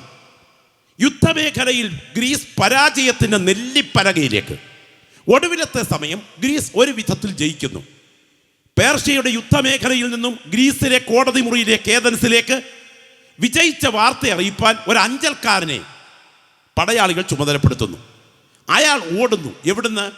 പേർഷ്യയുടെ യുദ്ധമേഖലയിൽ നിന്നും ഗ്രീസിലെ കോടതി മുറിയിലേക്ക് ഓടി ഓടി ഓടി ഓടി ഓടി ഓടി ഓടി ഓടി ഓടി ഓടി ഓടി ഓടി ദിവസങ്ങൾ ഓടി ഓടി ഓടി മുള്ളും മുരടും മലയും ഒക്കെ ചവിട്ടി മഞ്ഞും മഴയും ഒക്കെ കൊണ്ട് ദിവസങ്ങൾ കൊണ്ട് ഓടി. ഇതുപോലെ മോട്ടോർ സൗകര്യമില്ലാത്ത കാലത്ത് ഓടി വന്ന് ഗ്രീസിലെ ഏതൻസിലെ കോടതി മുറിയിലേക്ക് കതച്ചുകൊണ്ട് കയറിയിട്ട് ഇയാൾ പറയുകയാ, കേട്ടോ നമ്മുടെ യുദ്ധം ജയിച്ചു, കേട്ടോ നമ്മുടെ യുദ്ധം ജയിച്ചു.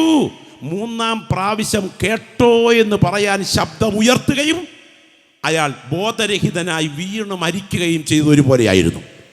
കോടതി മുറിയിലുള്ള ആളുകൾ എഴുന്നേറ്റ് എന്ന് പറഞ്ഞു, ഇദ്ദേഹം ഓട്ടം തികച്ചു. ഈ ശൈലി മനസ്സിൽ കരുതിക്കൊണ്ട് പൗലോസ് കുറിക്കുക, ഞാൻ ഓട്ടം തികയ്ക്കാൻ സമയമെടുക്കുന്നു എന്ന് പറഞ്ഞാൽ ദമസ്കോസിന്റെ പടിവാതിക്കൽ വെച്ച തേജസ്സിന്റെ പ്രഭയിൽ ഇറങ്ങി വന്ന ദൈവപുത്രനെ കണ്ടുകൊണ്ട് ഏറ്റെടുത്ത ഓട്ടം അധികം താമസിക്കാതെ തികയ്ക്കാൻ സമയമെടുത്തു വരികയാണ്. ഓട്ടം തികയ്ക്കുക ജീവിതത്തിന്റെ ഭാഗ്യമാ. ദൈവത്തിന് സ്തോത്രം. നിങ്ങൾ ഇന്ന് രാത്രി ഓർക്കണേ, ഈ ദൈവദാസൻ മരണത്തോടടുക്കയാണ്. നിങ്ങൾക്കറിയാമോ, ഈ മരണസമയത്ത് ഇദ്ദേഹം കഴിഞ്ഞ രംഗം നിങ്ങളുടെ മനസ്സുകൊണ്ടൊന്ന് ധ്യാനിച്ചാൽ കണ്ണ് നനയാത്ത ഒരാൾ ഇതിനകത്തുണ്ടായിരിക്കുകയില്ല. ടൈബർ നദി ഒരു വശത്തൂടെ ഒഴുകുന്നതിൻ്റെ മറുവശത്ത് ഉയർന്നു നിൽക്കുന്ന കരിമ്പാറയിൽ 15 അടി വരെ കുത്തനെ താഴേക്ക് കുത്തി ഇറക്കി പണിത ഒരു ഗുഹയാണ് ചരിത്രപ്രസിദ്ധമായ മാർമാട്ടിൻ ജയിലറ. ആ ജയിലറയെ സംബന്ധിച്ച് പറഞ്ഞാൽ അത് കണ്ടാൽ സാധാരണക്കാരൻ കരഞ്ഞുപോകും. ആ ജയിലറയുടെ ഏതാണ്ട് 10-11 അടി മുകളിൽ ഭിത്തിയിൽ പുറത്തോട്ട് തള്ളി നിൽക്കുന്ന ഒരു കല്ലുണ്ടായിരുന്നു ചരിത്രം പറയുന്നു. ആ കല്ലിൽ ഒരു കുറ്റവാളി ആ സാധാരണ നിലയിൽ വിധി പൂർത്തിയാക്കിയാൽ ഈ ജയിൽ മുറിക്കകത്തേക്ക് ഒരു പടയാളി ഇറങ്ങും. ഇവിടെ നിന്ന് ടൈബർ നദിയിലേക്ക് തുറക്കുന്ന ഒരു കവാടമുണ്ട്. ഇതിനകത്തെ കുറ്റവാളിയുടെ ശരീരം തുണ്ടുകളായി വെട്ടി നുറുക്കി ജയിൽ മുറിയിൽ നിന്ന് നേരെ ടൈബർ നദിയിലേക്ക് വലിച്ചെറിയുക പതിവാണ്. എന്നാൽ പൗലോസ് മരണത്തോടടുക്കുന്നു. മുകളിൽ ഒരു വലിയ കൽപ്പാളി വലിച്ചടയ്ക്കും. അതിനിടയിലൂടെ ഒരു അരിച്ചിറങ്ങുന്ന പ്രകാശധാരയാണ് കുറ്റവാളിക്ക് അപ്പമിട്ട് കൊടുക്കാനും വെളിച്ചം കാണാനുമുള്ള ദ്വാരമായി ഉപയോഗിക്കുന്നത്. ഈ ഭിത്തിയിൽ തള്ളി നിൽക്കുന്ന കല്ലിലോട്ട് കുറ്റവാളി സാധാരണ കയറിയിരിക്കും. ഇരുന്നാൽ മുകളിലൂടെ അരിച്ചിറങ്ങുന്ന പ്രകാശധാരയ്ക്ക് അഭിമുഖമായി തുകൽച്ചൂറുകൾ നിരത്തി വെച്ചാണ് കത്ത് കുടുംബാംഗങ്ങൾക്ക് എഴുതുന്നത്. ഞാൻ ഇന്ന് രാത്രി എൻ്റെ മുൻപിലിരിക്കുന്ന അനുഗ്രഹിക്കപ്പെട്ട ദൈവമക്കളുടെ മുൻപിൽ എൻ്റെ കണ്ണുകൾ ഏറെടുത്ത് ഞാൻ ആ രംഗത്തേക്ക് നോക്കുകയാണ്. അദ്ദേഹത്തിന് മനസ്സിലായി എൻ്റെ മരണസ്ഥലവും എൻ്റെ മരണസമയവും എൻ്റെ മരണവിധവും അടുത്തു വരികയാണ്. അങ്ങനെയാണെങ്കിൽ അദ്ദേഹം മരണത്തോടടുക്കുമ്പോൾ അദ്ദേഹം, ദൈവത്തിന് സ്തോത്രം, ആ ഭിത്തിയിൽ തള്ളി നിൽക്കുന്ന കല്ലേലോട്ട് അങ്ങോട്ട് കയറിയിരുന്ന് അദ്ദേഹത്തിൻ്റെ കയ്യിൽ അഭിഷേകത്തിൻ്റെ തൂലിക താനങ്ങോട്ട് കൈകളിലെടുത്ത് ഒരു പരാജിതനെ പോലെ തല താഴ്ത്തിയല്ല, ഒരു ജയാളിയെ പോലെ തല ഉയർത്തിപ്പിടിച്ച് ആത്മനിയോഗത്തോടെ കുറിക്കുകയാണ്, ഞാൻ ആരെ വിശ്വസിച്ചിരിക്കുന്നു എന്ന് ഞാൻ അറിയുന്നു, അവൻ എൻ്റെ ഉപനിധി, ആ ദിവസം വരെ സൂക്ഷിപ്പാൻ ശക്തനെന്ന് ഞാൻ ഉറച്ചുമിരിക്കുന്നു. ഞാൻ നല്ല പേർ പൊരുതി ഓട്ടം തികച്ചു, വിശ്വാസം കാത്തു, ഇനിയും നീതിയുടെ കിരീടം എനിക്കായി വെച്ചിരിക്കുന്നു. എനിക്ക് മാത്രമല്ല, അവന്റെ പ്രത്യക്ഷതയിൽ പ്രിയം വെച്ച ഏവർക്കും കൂടെ. മകനെ തിമത്തിയോസേ, ശീതകാലത്തിന് മുൻപേ വരുവാൻ ഉത്സാഹിക്കാം. നീ പോരുമ്പോൾ പുതപ്പും പുസ്തകങ്ങളും ചർമ്മലിഖിതങ്ങളും കൂടെ കൊണ്ടുപോരുക. പൗലോസേ, നിനക്കവിടെ പുതയ്ക്കാൻ ഒരു പുതപ്പില്ലേ പൗലോസേ? നിങ്ങൾ ഇന്ന് രാത്രി ഓർക്കണം, 30-ലധികം ദ്വീപുകളിലും 29-ലധികം പട്ടണങ്ങളിലും അടിച്ചുയർന്നൊരു കൊടുങ്കാറ്റ് പോലെ സുവിശേഷത്തിൻ്റെ ദീപശിഖ ഉയർത്തി നിരവധി സഭകളെ നട്ടു നനച്ച് ആയുസ് കൊണ്ട് കഠിനാധ്വാനം ചെയ്ത് നിരവധി കൂട്ടായ്മകൾക്ക് വളവും വെള്ളവും നൽകി ആത്മാവിൽ വളർത്തിയ കർത്തൃദാസൻ ഒരു കത്ത് കൊടുത്തു വിട്ടാൽ 1000 പുതപ്പിതിനകത്ത് വരും. എന്നാൽ അവസാനം മരണത്തോടടുക്കുമ്പോൾ യൂറോപ്പിൻ്റെ അസ്ഥി കൊച്ചുന്ന തണുപ്പിൽ, മാംസം വിറയ്ക്കുന്ന തണുപ്പിൽ തനിക്ക് പുതയ്ക്കാൻ ഒരു പുതപ്പില്ല. സമൃദ്ധിയുടെ സുവിശേഷം പ്രസംഗിച്ച് ജനക്കൂട്ടത്തെ മാനസിക വിപ്രതിയിലാക്കുന്ന ഒരു തലമുറയ്ക്ക് നടുവിൽ, ദൈവം തന്ന കഷ്ടതയ്ക്ക് നടുവിൽ എൻ്റെ ദൈവത്തിന് ഉദ്ദേശമുണ്ടെന്ന് തിരിച്ചറിയാൻ കണ്ണ് തുറന്ന് എൻ്റെ ദൈവമക്കൾ ഇന്ന് രാത്രി ഇവിടെ ഉണ്ടല്ലോ. ജീവകിരീടത്തിൻ കല്ലുകളിൽ കാണുന്ന ഞാനൊരു വൈര്യനിര എന്ന് തൻ്റെ കഷ്ടതയെ കണ്ടുകൊണ്ട് പാടിയ ഭക്തന്മാരെ പോലെ ഞാൻ അനുഭവിക്കുന്ന കഷ്ടതയുടെ പുറകിൽ, ഞാൻ സഹിക്കുന്ന ശോധനയുടെ പുറകിൽ, ഞാൻ അറിയാത്ത ഒരു കരം എനിക്ക് വേണ്ടി ഇന്ന് രാത്രി ചലിക്കുന്നുണ്ടെന്ന് ഇരിക്കുന്ന ഇരിപ്പിൽ കണ്ട് സ്തോത്രം ചെയ്യുന്ന ദൈവമക്കൾ അനുഭവിക്കുന്ന അനുഗ്രഹത്തിൻ്റെ റോസാപ്പൂക്കൾക്ക് വേണ്ടി മാത്രമല്ല, സഹിക്കുന്ന മുള്ളുകൾക്ക് വേണ്ടി കൂടെ ഇന്ന് രാത്രി ഇവിടുന്ന് സ്തോത്രം ചെയ്തിട്ട് വിളിച്ചു പറയും, ദൈവത്തെ സ്നേഹിക്കുന്നവർക്ക്, നിർണയപ്രകാരം വിളിക്കപ്പെട്ടവർക്ക് സകലതും നന്മയ്ക്കായി കൂടി വ്യാപരിക്കുന്നെങ്കിൽ ഞാൻ അനുഭവിക്കുന്ന കഷ്ടതയുടെ പുറകിൽ ഒരു കരം ഇന്ന് രാത്രി എനിക്ക് വേണ്ടി ചലിക്കുന്നു. അത് ലൂസിഫറിന്റെ സംഭാവനയല്ല, എൻ്റെ ദൈവത്തിൻ്റെ കരം എൻ്റെ ശോധനയുടെ പുറകിൽ ഇന്ന് രാത്രി ഉയർന്നു നിൽക്കുന്നു. Glory, hallelujah. ഞാൻ ഇന്ന് രാത്രി പൗലോസ് ദൈവമക്കളോട് പറയട്ടെ, പൗലോസിന് പുതപ്പ് പുതയ്ക്കാൻ ഭാഗ്യം കിട്ടിയോ? ഈ കൊടും ശൈത്യത്തിൽ പുതപ്പ് പുതയ്ക്കാൻ ഉള്ള ഭാഗ്യം കിട്ടിയോ? ഇല്ല പ്രിയനെ, പുതപ്പ് പുതയ്ക്കാനുള്ള ഭാഗ്യം കിട്ടിയില്ല. ചരിത്രം പറയുന്നത് ഇങ്ങനെയാണ്, ഈ കത്ത് റോമിലെത്തിയപ്പോഴേക്കും സമയം വളരെ താമസിച്ചു. കർപ്പോസിൻ്റെ വീട്ടിൽ നിന്ന് പുതപ്പും പുസ്തകങ്ങളും ചർമ്മലിഖിതങ്ങളും ഒരു കെട്ടായി വാരിക്കെട്ടി പൗലോസ് എന്ന നിജപുത്രൻ കാടും മലയും മുള്ളും മുരടുമൊക്കെ ചവിട്ടി റോമിലെത്തിയപ്പോഴേക്ക് സമയം വളരെ പോയി. ചോദിച്ചു, പൗലോസിനെ അറിയുമോ? തിരക്കി. അവിടെ എല്ലാം ഒരു സഹതടവുകാരനെ കണ്ടു. പൗലോസിനെ കുറിച്ചൊരു നഖചിത്രമുണ്ട്. ദീർഘമായ നെറ്റിത്തടവും ഉയർന്ന നാസികയും പീഡന താടനങ്ങളാൽ മുൻപോട്ട് വളഞ്ഞ് കൃശഗാത്രനായ ഒരു ബലഹീന മനുഷ്യൻ, വൃദ്ധൻ, നരച്ച വൃദ്ധൻ. കാണുമോ? നിങ്ങൾ ആരെങ്കിലും കണ്ടോ? ഒരാൾ പറഞ്ഞു, അബദ്ധത്തിൽ കണ്ട ഒരാൾ പറഞ്ഞു, നിന്റെ പേരാണോ തിമത്തിയോസ്? അതെ, എൻ്റെ പേരാ തിമത്തിയോസ്. നിന്റെ അപ്പനായിരുന്നു പൗലോസ്? എൻ്റെ ആത്മീയ പിതാവായിരുന്നു, സ്പിരിച്വൽ ഫാദർ ആയിരുന്നു പൗലോസ്. നിന്നെ ഓർത്ത് എന്നും കരയുന്നത് ഞങ്ങൾക്ക് കേൾക്കാമായിരുന്നു. എൻ്റെ മകൻ തിമത്തിയോസ് വരും, വരാതിരിക്കില്ല. എൻ്റെ മകൻ തിമത്തിയോസ് വരും, വരാതിരിക്കില്ല എന്ന് ഇടയ്ക്കിടയ്ക്ക് നിന്റെ സ്പിരിച്വൽ ഫാദർ പറയുമായിരുന്നു. എന്നാൽ ഒരു ദുഃഖ യാഥാർത്ഥ്യം നീ അറിയണം. ഇന്നലെ രാവിലെ 8 മണിക്ക് നിന്റെ പിതാവിൻ്റെ ശിരച്ഛേദം റോമൻ ഗവൺമെന്റ് നടത്തിക്കഴിഞ്ഞു. 68 ജൂൺ മാസം 28-ാം തീയതി AD-യിൽ ശിരച്ഛേദം നടന്നതിൻ്റെ പിറ്റേ ദിവസം തിമത്തിയോസ് റോമിലെത്തിയെന്നാണ് ഹിസ്റ്ററി. ഇതങ്ങോട്ട് കേൾക്കയും കയ്യിൽ നിന്ന് കെട്ടങ്ങോട്ട് തെറിച്ചിട്ട് 2 മുട്ടും നിലത്തോട്ട് കുത്തി 2 കൈകൾ ഉയർത്തിപ്പിടിച്ച്, എൻ്റെ പിതാവേ പൗലോസേ, എൻ്റെ പിതാവേ പൗലോസേ, ഞാൻ നിന്നെ എന്നിനിയും ഒന്ന് കാണും എന്ന് പറഞ്ഞ് തിമത്തിയോസ് അലറിക്കരഞ്ഞതായിട്ടാണ് ചരിത്രം. വന്നയാളിൻ്റെ അഭിപ്രായത്തിൽ, ആശയത്തിൽ മരണരംഗം ഇങ്ങനെയായിരുന്നു. കുല നടത്താൻ നിർണയിച്ചിരുന്ന അന്നത്തെ ദിവസം 10 പടയാളികൾ കുലസ്ഥലത്തെത്തി. ഈ ഗുഹയ്ക്കകത്ത് നീ കർത്തൃദാസൻ ഒരു കയറിൻ്റെ സഹായത്തോടെ കരയ്ക്കോട്ട് കയറ്റി. 5 പടയാളികൾ ഒരു വശത്ത് നിരന്നു, 5 പടയാളികൾ മറുവശത്ത് നിരന്നു. നടുവിൽ ഒരു ആരാച്ചാർ ഊരിപ്പിടിച്ച വാൾ പ്രതീകാത്മകമായി ഈ ദൈവദാസന്റെ പുറകിൽ ഉയർത്തിപ്പിടിച്ചുകൊണ്ട് 10 പേർ ഉൾക്കൊള്ളുന്ന ഈ സംഘം തൊട്ടടുത്ത പിരമിഡിന്റെ ചുവട്ടിലെ ചന്ത നിലത്തേക്ക് നീങ്ങി. നാട്ടുകാർ വളരെ കൂടി വരുന്ന ആ ചന്ത ദിവസം ആയിരങ്ങൾ കൂടി വന്നിട്ടുണ്ട്. അതിന് നടുവിലേക്ക് കയറിയതോടെ ഇത് കാണാൻ വേണ്ടി ജനക്കൂട്ടം മുഴുവൻ പുറകിൽ തടിച്ചുകൂടി. അവിടുന്ന് 2.5 മൈൽ നീളമുള്ള ഓസ്റ്റിയയ്ക്ക് തിരിയുന്ന രാജവീഥിയിലേക്ക് ഈ സംഘം നടന്നു നീങ്ങുകയാണ്. പുറകിൽ മുഴുവൻ ജനങ്ങൾ ഇടിച്ചുകൂടി വരികയാണ്. റോമൻ ദേവി ദേവന്മാരെ വാനോളം പുകഴ്ത്തിയും ക്രൈസ്തവ വിശ്വാസത്തെ വല്ലാതെ ഇകഴ്ത്തിയും അപമാനിക്കുന്ന വാക്കുകൾ പറഞ്ഞ് വൃക്ഷത്തലപ്പുകൾ വലിച്ചെറിഞ്ഞ് മണ്ണ് വലിച്ച് മുകളിലേക്ക് എറിഞ്ഞ് ദേവി ദേവന്മാരെ കുറിച്ചുള്ള പ്രശംസകളും ആരാധനകളും ഉയർത്തിക്കൊണ്ട് ഇവർ ഇരമ്പി അടുക്കുന്ന സമയം നിങ്ങൾ നോക്ക്.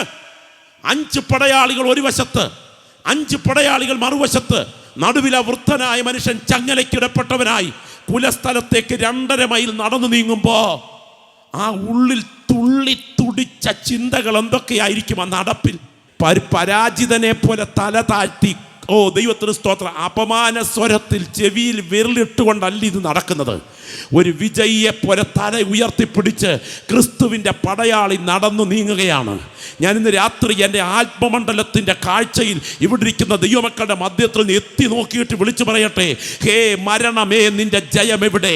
ഹേ മരണമേ നിന്റെ വിഷമുള്ളെവിടെ എന്ന് വിളിച്ചു ചോദിച്ച കർത്തൃദാസൻ അങ്ങോട്ട് ചേരാനുള്ള കൊതിയോടെ പാദങ്ങൾ ഉറപ്പിച്ചു വെച്ചാണ് നടക്കുന്നത്. ദമസ്കോസിൻ്റെ പടിവാതുക്കൽ വെച്ച് മുള്ളിന് നേരെ ഉദയ്ക്കുന്നത് നിനക്ക് നന്നല്ലെന്ന് അരുളി ചെയ്ത ദൈവതേജസ്സിൻ്റെ പുത്രൻ്റെ സാന്നിധ്യം നേരിൽ കണ്ട കർത്താവിനെ ഇനി അധികം താമസിക്കാതെ ആത്മാവിൽ കാണാനുള്ള മിനിറ്റുകൾ അടുത്തു വരുന്നത് കണ്ട് ഈ കർത്തൃദാസന്റെ പാദങ്ങൾക്ക് വേഗത കൂടി കാണും.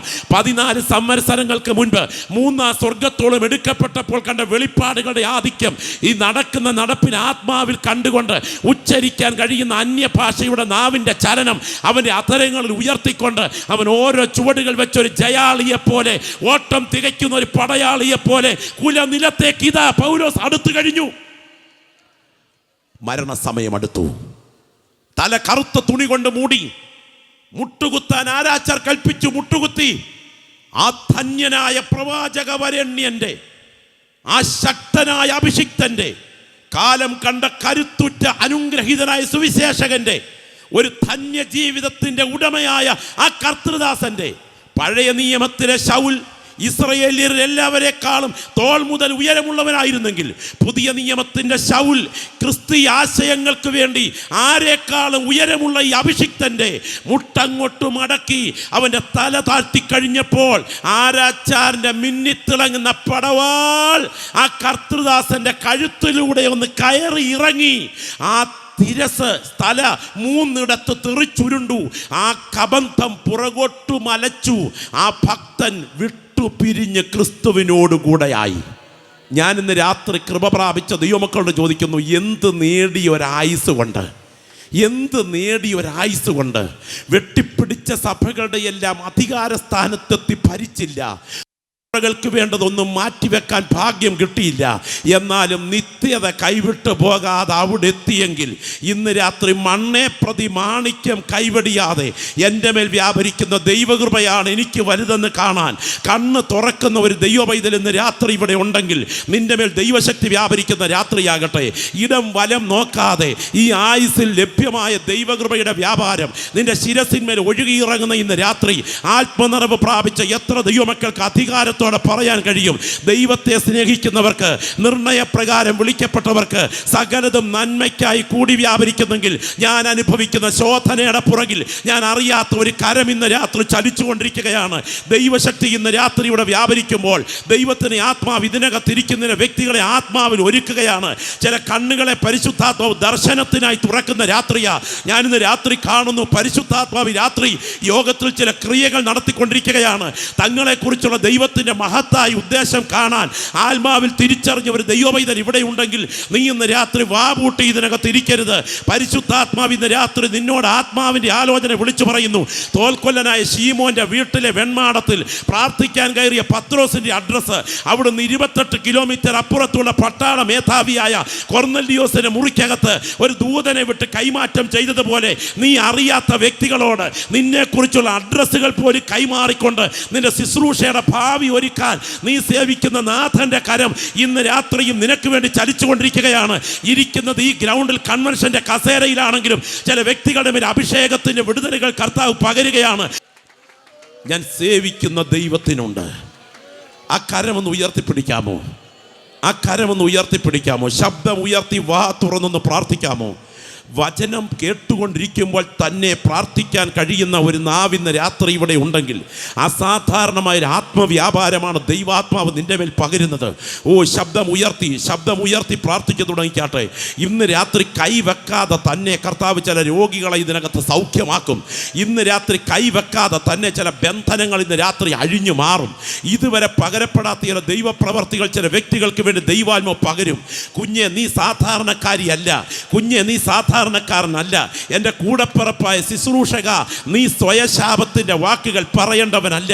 മറ്റുള്ളവരുടെ മുൻപിൽ നിന്റെ ജീവിതത്തിൽ ലഭിക്കേണ്ട അംഗീകാരം ലഭിക്കാതെ അവഗണനകൾ ഇന്ന് രാത്രിയിൽ നിന്റെ മനസ്സിനെ മൂടി നിൽക്കുമ്പോൾ ഉയർത്തുന്ന ചില വാക്കുകൾ നിരാശയുടേതാണെങ്കിൽ ഇന്ന് രാത്രി ദൈവശക്തി വ്യാപരിച്ചിട്ട് ദൈവാത്മാവ് നിന്നെ പുതുതായി ഒരുക്കിയെടുക്കുന്ന രാത്രിയാ.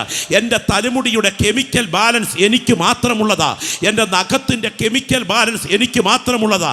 എൻ്റെ മൂക്കിൻ്റെയും മുഖത്തിൻ്റെയും ഷേപ്പ് 730 കോടി ജനങ്ങൾക്ക് നടുവിൽ എനിക്ക് മാത്രമുള്ളതാ. അങ്ങനെയാണെങ്കിൽ ഇന്ന് രാത്രി പറയട്ടെ, എൻ്റെ അമ്മയുടെ ഉദരത്തിനകത്ത് ഒരു പൊട്ടായി ഞാൻ പറ്റിപ്പിടിച്ച് വളരുമ്പോൾ എൻ്റെ ശരീരത്തിൻ്റെ കോശത്തിനകത്ത്, എൻ്റെ ജീനിനകത്ത് എൻ്റെ പ്രത്യേകത തിരികെ വെച്ച ദൈവമാണ്. നീ അന്യനല്ല, പുറംപറമ്പിൽ എറിയപ്പെടേണ്ടവനല്ല. നീ ആർക്കുമില്ലാത്തൊരു പദ്ധതി നിന്നെക്കുറിച്ച് ദൈവത്തിനുണ്ട്. ഒരു വിഷക്കുപ്പിയിലോ ഒരു മുഴം കയറിലോ അവസാനിക്കേണ്ടതല്ല നിന്റെ ജീവിതം. ലോകത്തിന് ആരെക്കാളും ഒരു മഹത്തായ പദ്ധതി നീ സേവിക്കുന്ന ദൈവത്തിന് നിന്നെക്കുറിച്ചുണ്ട്. ജീവിതത്തിൻ്റെ ശൂന്യതകൾക്ക് നടുവിൽ സങ്കടപ്പെട്ട് നിലവിളിക്കുന്നവനാണ് ലൗകികൻ. എന്നാൽ ആത്മീയൻ ജീവിതത്തിൻ്റെ ശൂന്യതകളുടെ പുറകിൽ സങ്കടപ്പെട്ട് നിലവിളിക്കുന്നവനല്ല. ആത്മീയൻ ഇതിൻ്റെ പുറകിലെ ദൈവത്തിൻ്റെ പദ്ധതി കണ്ട് സ്തോത്രം ചെയ്യുന്നവനാണ്. അവൻ പറയും, എൻ്റെ പിതാവിൻ്റെ കയ്യിൽ നിന്ന് അവൻ്റെ പങ്കായി ലഭിക്കുന്ന കഷ്ടതയാണ് ഈ കഷ്ടത. ഈ കഷ്ടതയുടെ പുറകിൽ ഞാൻ അറിയാത്ത ഏതോ പദ്ധതി എൻ്റെ ദൈവം എനിക്ക് വേണ്ടി ഒരുക്കി വെച്ചിട്ടുണ്ട്. അതുകൊണ്ട് അനുഭവിക്കുന്ന പ്രതികൂലങ്ങളുടെ നടുവിൽ അവന് സ്തോത്രം ചെയ്യാനായിട്ട് തുടങ്ങും.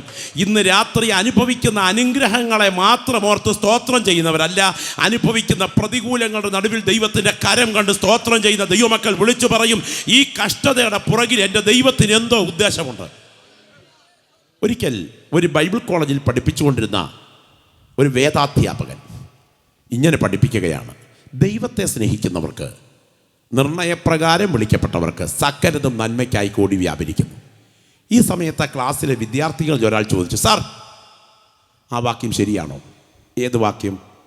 ദൈവത്തെ സ്നേഹിക്കുന്നവർക്ക്, നിർണയപ്രകാരം വിളിക്കപ്പെട്ടവർക്ക് സകലതും നന്മയ്ക്കാണോ? അപ്പം ആക്സിഡൻറ്റും മാരക രോഗങ്ങളും സാമ്പത്തിക തകർച്ചയും എല്ലാം നന്മയ്ക്കാണോ സാറേ? ആ സമയം ആ ദൈവദാസൻ പറഞ്ഞ മറുപടി കേൾക്കണോ? കുഞ്ഞേ, ഈ തീരത്ത് നമുക്ക് തിന്മയാണെന്ന് തോന്നിയാലും നിത്യതയുടെ തീരമണയുമ്പോൾ ആ തിന്മകളുടെ പുറകിൽ ഒരു കരം ചലിച്ചത് നമുക്ക് നന്നായി കാണാൻ കഴിയും.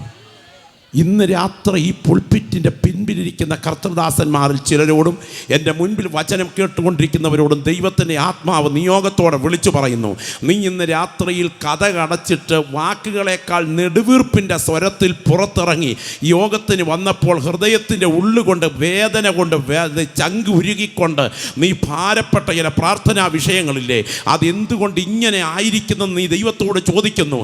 എന്നാൽ ഇന്ന് ഇതിൻ്റെ അർത്ഥം നിനക്കറിയത്തില്ലെങ്കിലും ഒരു ദിവസം നിത്യതയുടെ തീരം അണയുമ്പോൾ നിനക്ക് മനസ്സിലാകും ഇതിൻ്റെ പുറകിൽ ഒരു കരം ചലിച്ചിരുന്നു. അതുകൊണ്ട് കൃപ പ്രാപിച്ച ദൈവമക്കൾ അനുഭവിക്കുന്ന പ്രതികൂലങ്ങളെ ഓർത്ത് സ്തോത്രം ചെയ്തിട്ട് വിളിച്ചു പറയണം, എൻ്റെ നാഥൻ്റെ കരം ഇതിൻ്റെ പുറകിൽ ചലിച്ചത് കൊണ്ടാണ് ഇന്ന് രാത്രി ഞാൻ കൃപയിൽ നിൽക്കുന്നത്. ഞാൻ ഈ രാത്രി പറയട്ടെ, കഷ്ടത ഒരു ഭക്തനെയും തകർത്തിട്ടില്ല, തെളിയിച്ചിട്ടേ ഉള്ളൂ. എന്നാൽ സമൃദ്ധി അനേക ഭക്തന്മാരെ തകർത്തിട്ടുണ്ട്. നീ ഇന്ന് രാത്രിയിൽ അനുഭവിക്കുന്ന പ്രതികൂലങ്ങൾക്ക് നടുവിൽ കൃപയിൽ നിൽക്കാൻ ആഗ്രഹിക്കുന്നെങ്കിൽ പറയണം, ദൈവത്തിന് സ്തോത്രം, നീ തരുന്ന വേദന, ശോധന, നന്മയെന്ന് ഏറെ നാൾ കഴിഞ്ഞിടുമ്പോൾ നാഥ ഞാൻ അറിഞ്ഞിടുമേ എന്ന് പാടാൻ കഴിയുന്ന ദൈവമക്കൾ ഇന്ന് രാത്രി ആത്മാവിൽ വിളിച്ചു പറ, എൻ്റെ കഷ്ടതയുടെ പുറകിൽ ഞാൻ അറിയാത്ത ഒരു കരം ഇന്ന് രാത്രി കാണുന്നു. കരയിൽ കൈവച്ച് ദൂത് പറഞ്ഞില്ലെങ്കിലും ചില വ്യക്തികളുടെ ദൈവത്തിന് ആലോചന ഇന്ന് രാത്രി ഇവിടെ ഉയരുന്നു. പരിശുദ്ധാത്മാവ് ഇന്ന് രാത്രി നിന്നെ തട്ടി ഉണർത്തുന്ന രാത്രി നീ അനുഭവിക്കുന്ന കഷ്ടത നിന്നെ പ്രാർത്ഥനയുടെ മണ്ഡലത്തിൽ തെളിയിക്കുകയാണ്. ദൈവത്തിന് സ്തോത്രം. അന്ന് ക്ലാസ് കഴിഞ്ഞ് ഈ ദൈവദാസൻ വീട്ടിലേക്ക് മടങ്ങി തൻ്റെ ഭാര്യ സമേതം. പക്ഷേ യാത്രയ്ക്കിടയിൽ വാഹനം ആക്സിഡൻറ്റിൽപ്പെട്ട് ഒരു ട്രക്കുമായി ഇടിച്ച് തൻ്റെ ഭാര്യ തൽക്ഷണം മരിക്കുകയും അദ്ദേഹത്തിൻ്റെ ശാരീരിക അവയവങ്ങൾക്ക് കേടുപറ്റി ICU യൂണിറ്റിലാകുകയും ചെയ്തു. സുബോധം മടങ്ങി വന്നപ്പോൾ ഈ കർത്തൃദാസൻ തൻ്റെ വേദവിദ്യാർത്ഥികളെ കാണണം എന്നാവശ്യപ്പെട്ടു. ICU യൂണിറ്റിൽ കയറി ചെന്ന വേദവിദ്യാർത്ഥികൾ ചുറ്റും നിൽക്കുമ്പോൾ ക്ലാസ് റൂം ലീഡറിൻ്റെ ചെവി തൻ്റെ ചുണ്ടോട് അടുപ്പിക്കാൻ ആവശ്യപ്പെട്ടു. എന്നിട്ട് പതുങ്ങിയ സ്വരത്തിൽ ആ കിടപ്പിൽ കിടന്നുകൊണ്ട് കർത്തൃദാസൻ പറഞ്ഞു, ദൈവത്തെ സ്നേഹിക്കുന്നവർക്ക്, നിർണയപ്രകാരം വിളിക്കപ്പെട്ടവർക്ക് സകലതും നന്മയ്ക്കെന്ന വാക്യം ഇപ്പോഴും ശരിയാണെന്ന് മാത്രമല്ല, എൻ്റെ ശവകുടീരത്തിൻ്റെ തലയ്ക്കലെ കല്ലിൽ ഇത് എഴുതി വയ്ക്കണം. ഇനിയും നമുക്ക് നിത്യതയുടെ തീരത്ത് വെച്ച് കാണാം. എൻ്റെ കൂടെപ്പിറപ്പെ, ഇന്ന് രാത്രി നീ സഹിച്ചുകൊണ്ടിരിക്കുന്ന, നിൻ്റെ വീട്ടിൽ നീ അനുഭവിച്ചു കൊണ്ടിരിക്കുന്ന ചില പ്രത്യേക വിഷയങ്ങൾ ഓർത്ത് ഭാരപ്പെടുമ്പോൾ ഇന്ന് രാത്രി ഒരു കരം നിൻ്റെ പുറകിൽ ചലിച്ചു നിൽക്കുകയാണ്. നിൻ്റെ ജീവൻ്റെ പുറകിൽ ഒരു കരം ഇന്ന് രാത്രി ഉയർന്നുകൊണ്ടിരിക്കുകയാണ്. ദൈവശക്തി ഇന്ന് രാത്രി വ്യാപരിച്ചു കൊണ്ടിരിക്കുമ്പോൾ ആത്മാവ് ചില വ്യക്തികളെ തട്ടി ഉണർത്തുന്നു. പരിശുദ്ധാത്മാവ് രാത്രി ആരാധനയ്ക്ക് വേണ്ടി ചില വ്യക്തികളുടെ അകം കത്തിക്കുകയാണ്. ദൈവശക്തി ഇന്ന് രാത്രി ബലത്തോടെ വ്യാപരിച്ചു കൊണ്ടിരിക്കുകയാണ്. യേശുവിൻ്റെ നാമത്തിൽ സംഭവിക്കട്ടെ. ഒരു ടീ ബാഗും ഒരു കാരറ്റും ഒരു മുട്ടയും 3 ഇട്ട് വെള്ളത്തിൽ തിളപ്പിച്ചു കൊണ്ടിരുന്ന കുറച്ചു നേരം കഴിയുമ്പോൾ ടീ ബാഗിനകത്തുനിന്ന് അതിൻ്റെ എസൻസ് പുറത്തിറങ്ങും.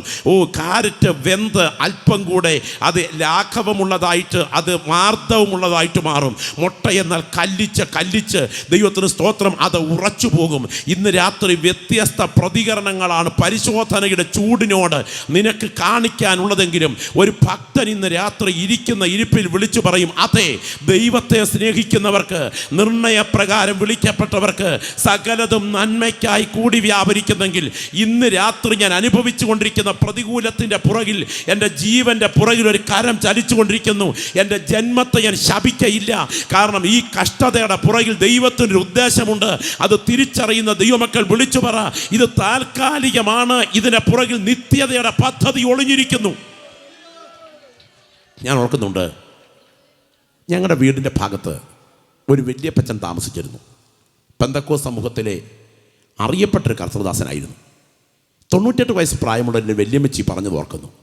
ഒരിക്കൽ ഈ അപ്പച്ചൻ ഞങ്ങളുടെ വീട് റബ്ബറിൻ തോട്ടത്തിന് നടുക്ക, തൊട്ട് മുകൾ വശത്ത് ചില വിജന സ്ഥലമുണ്ട്. ഈ പിതാവ് താഴേന്ന് വരുന്നത് കണ്ടപ്പം എന്തോ പന്തികേടുണ്ടെന്ന് കണ്ടിട്ട് എൻ്റെ വല്യമ്മച്ചി ഓടി അടുക്കിൽ ചെന്നു. അന്ന് ഉപയോഗിക്കുന്ന ഈ 2 മുണ്ടെന്ന് പറഞ്ഞ ഒരു തോർത്ത് ടൈപ്പ് തുണി കഴുത്തിന് ചുറ്റുമിട്ടിരിക്കും. അതിൻ്റെ ഒരു തലപ്പെടുത്ത് ഇങ്ങനെ കയ്യിൽ പിടിച്ചിട്ട് ഏങ്ങലടിച്ച് മുഖം പൊത്തി കരഞ്ഞാ കയറി വരുന്നേ. ഓടിച്ചെന്ന് എൻ്റെ വല്യമ്മച്ചി ചോദിച്ചു, അച്ഛ എന്താ കരയുന്നേ? അപ്പോൾ തകർന്ന ഹൃദയത്തോടെ ഈ പിതാവ് പറഞ്ഞു, കൊച്ചമ്മേ, ഞാൻ ദൈവത്തോടൊരു ചോദ്യം ചോദിക്കാൻ പോവുക. എന്താ ചോദിക്കാനാ പോന്നേ? ഒന്നുകിൽ ഈ കൂട് പൊളിച്ച് എന്നെ അങ്ങ് നിത്യ വീട്ടിലേക്ക് എടുക്കണം, അല്ലെങ്കിൽ എൻ്റെ വീട്ടിലെ തള്ളക്കിളിയെ ഒന്ന് നന്നാക്കി തരണം. ഇത് പറയാൻ പോവുക. വേണ്ടതുപോലെ ദർശനം പ്രാപിക്കാത്ത തൻ്റെ ഭാര്യ മുഖാന്തരം ഉണ്ടാകുന്ന കുടുംബ വിഷയങ്ങൾക്കകത്ത് മനസ്സ് നൊന്താണ് കയറിപ്പോകുന്നത്. ഓടിപ്പോയി മുകളിൽ ചെന്നിരുന്ന് വലിയ വായിൽ പ്രാർത്ഥിച്ചിട്ട് അന്ന് ഇറങ്ങി വരുന്ന സമയം അന്നത്തെ ശൈലിയിൽ കടുങ്കാപ്പിക്കകത്ത് കണ്ണുനീർ ഒഴിച്ചു കൊണ്ടുപോയി കൊടുത്തതിന് ശേഷം ഇത് കുടിച്ചുകൊണ്ടിരിക്കുമ്പോൾ കണ്ണുനീര് തുടയ്ക്കുന്നത് കണ്ടുകൊണ്ട് ചോദിച്ചു, അച്ഛാ, ദൈവത്തോട് പറഞ്ഞു. ദൈവം എന്നിട്ട് എന്തോ മറുപടി പറഞ്ഞു? എടുത്ത വായിൽ ആ പിതാവ് പറഞ്ഞ മറുപടി കേൾക്കണോ? കൊച്ചമ്മേ, ദൈവം എന്നോട് പറഞ്ഞു, ഈ കല്ലേൽ അലക്കിയെങ്കിലേ ഈ തുണി വെളുക്കൂന്ന്. മനസ്സിലായി എത്ര പേരുണ്ട്? വാഷിംഗ് മെഷീൻ്റെ കാലമായതുകൊണ്ട് മനസ്സിലാക്കാൻ ബുദ്ധിമുട്ടുണ്ട് കേട്ടോ.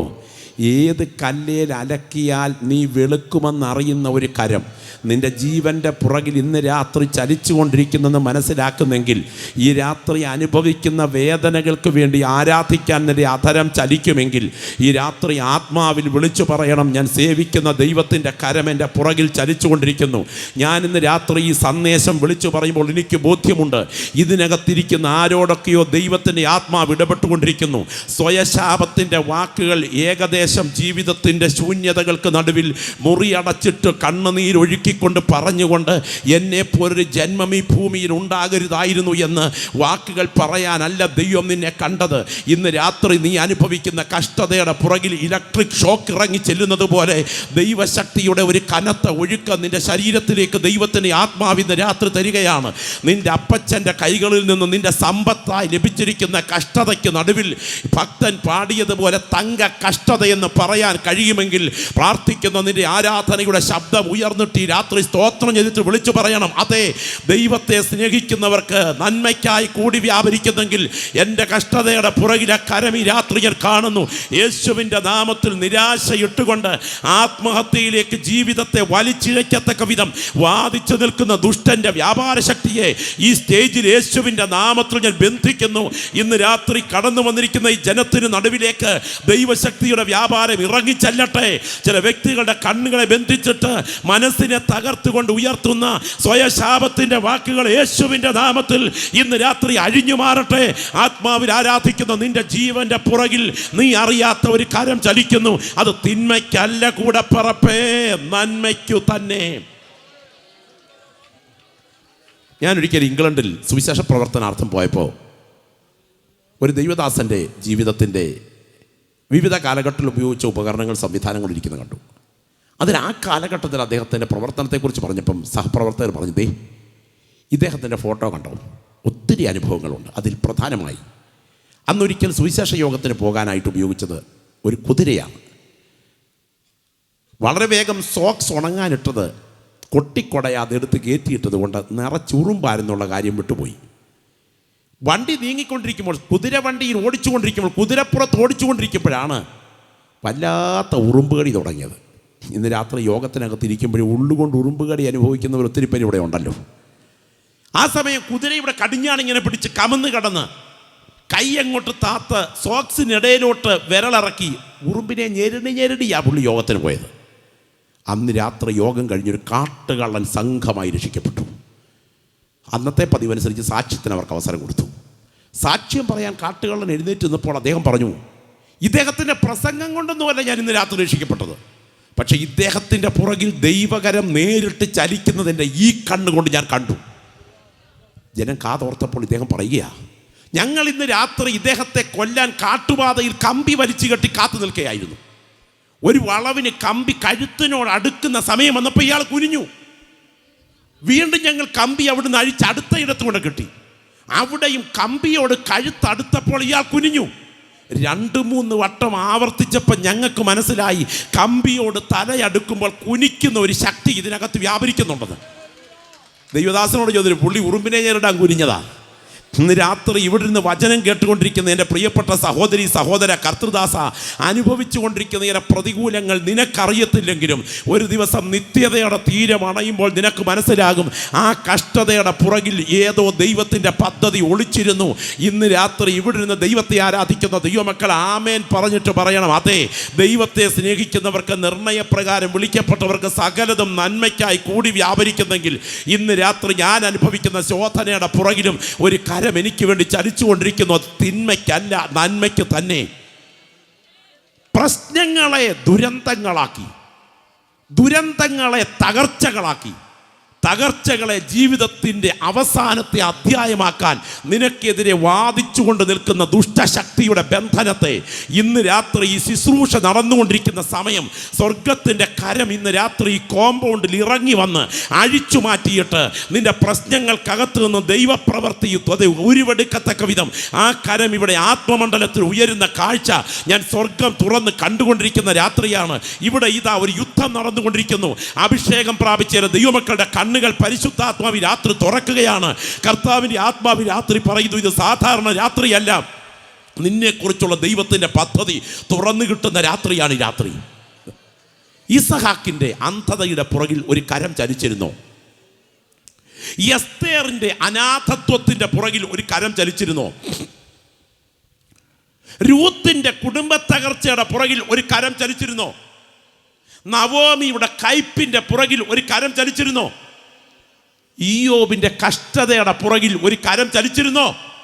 അങ്ങനെയാണെങ്കിൽ നിന്റെ ശോധനയുടെ പുറകിലും ഇന്ന് രാത്രി നീ അറിയാത്ത ഒരു കരം നിനക്ക് വേണ്ടി ചലിക്കുന്നുണ്ട്. ഒരിക്കൽ കൂടെ ഞാൻ വിളിച്ചു പറയാം, കാൽവറിയിലെ രക്തത്തിൻ്റെ ശക്തി വ്യാപരിച്ചു കൊണ്ടിരിക്കുന്ന ഈ രാത്രി അസാധാരണമായൊരു ദൈവിക സ്പർശനമാണ് ഈ കൺവെൻഷനകത്ത് കർത്താവ് ചില വ്യക്തികളുടെ മേൽ ചെയ്തുകൊണ്ടിരിക്കുന്നത്.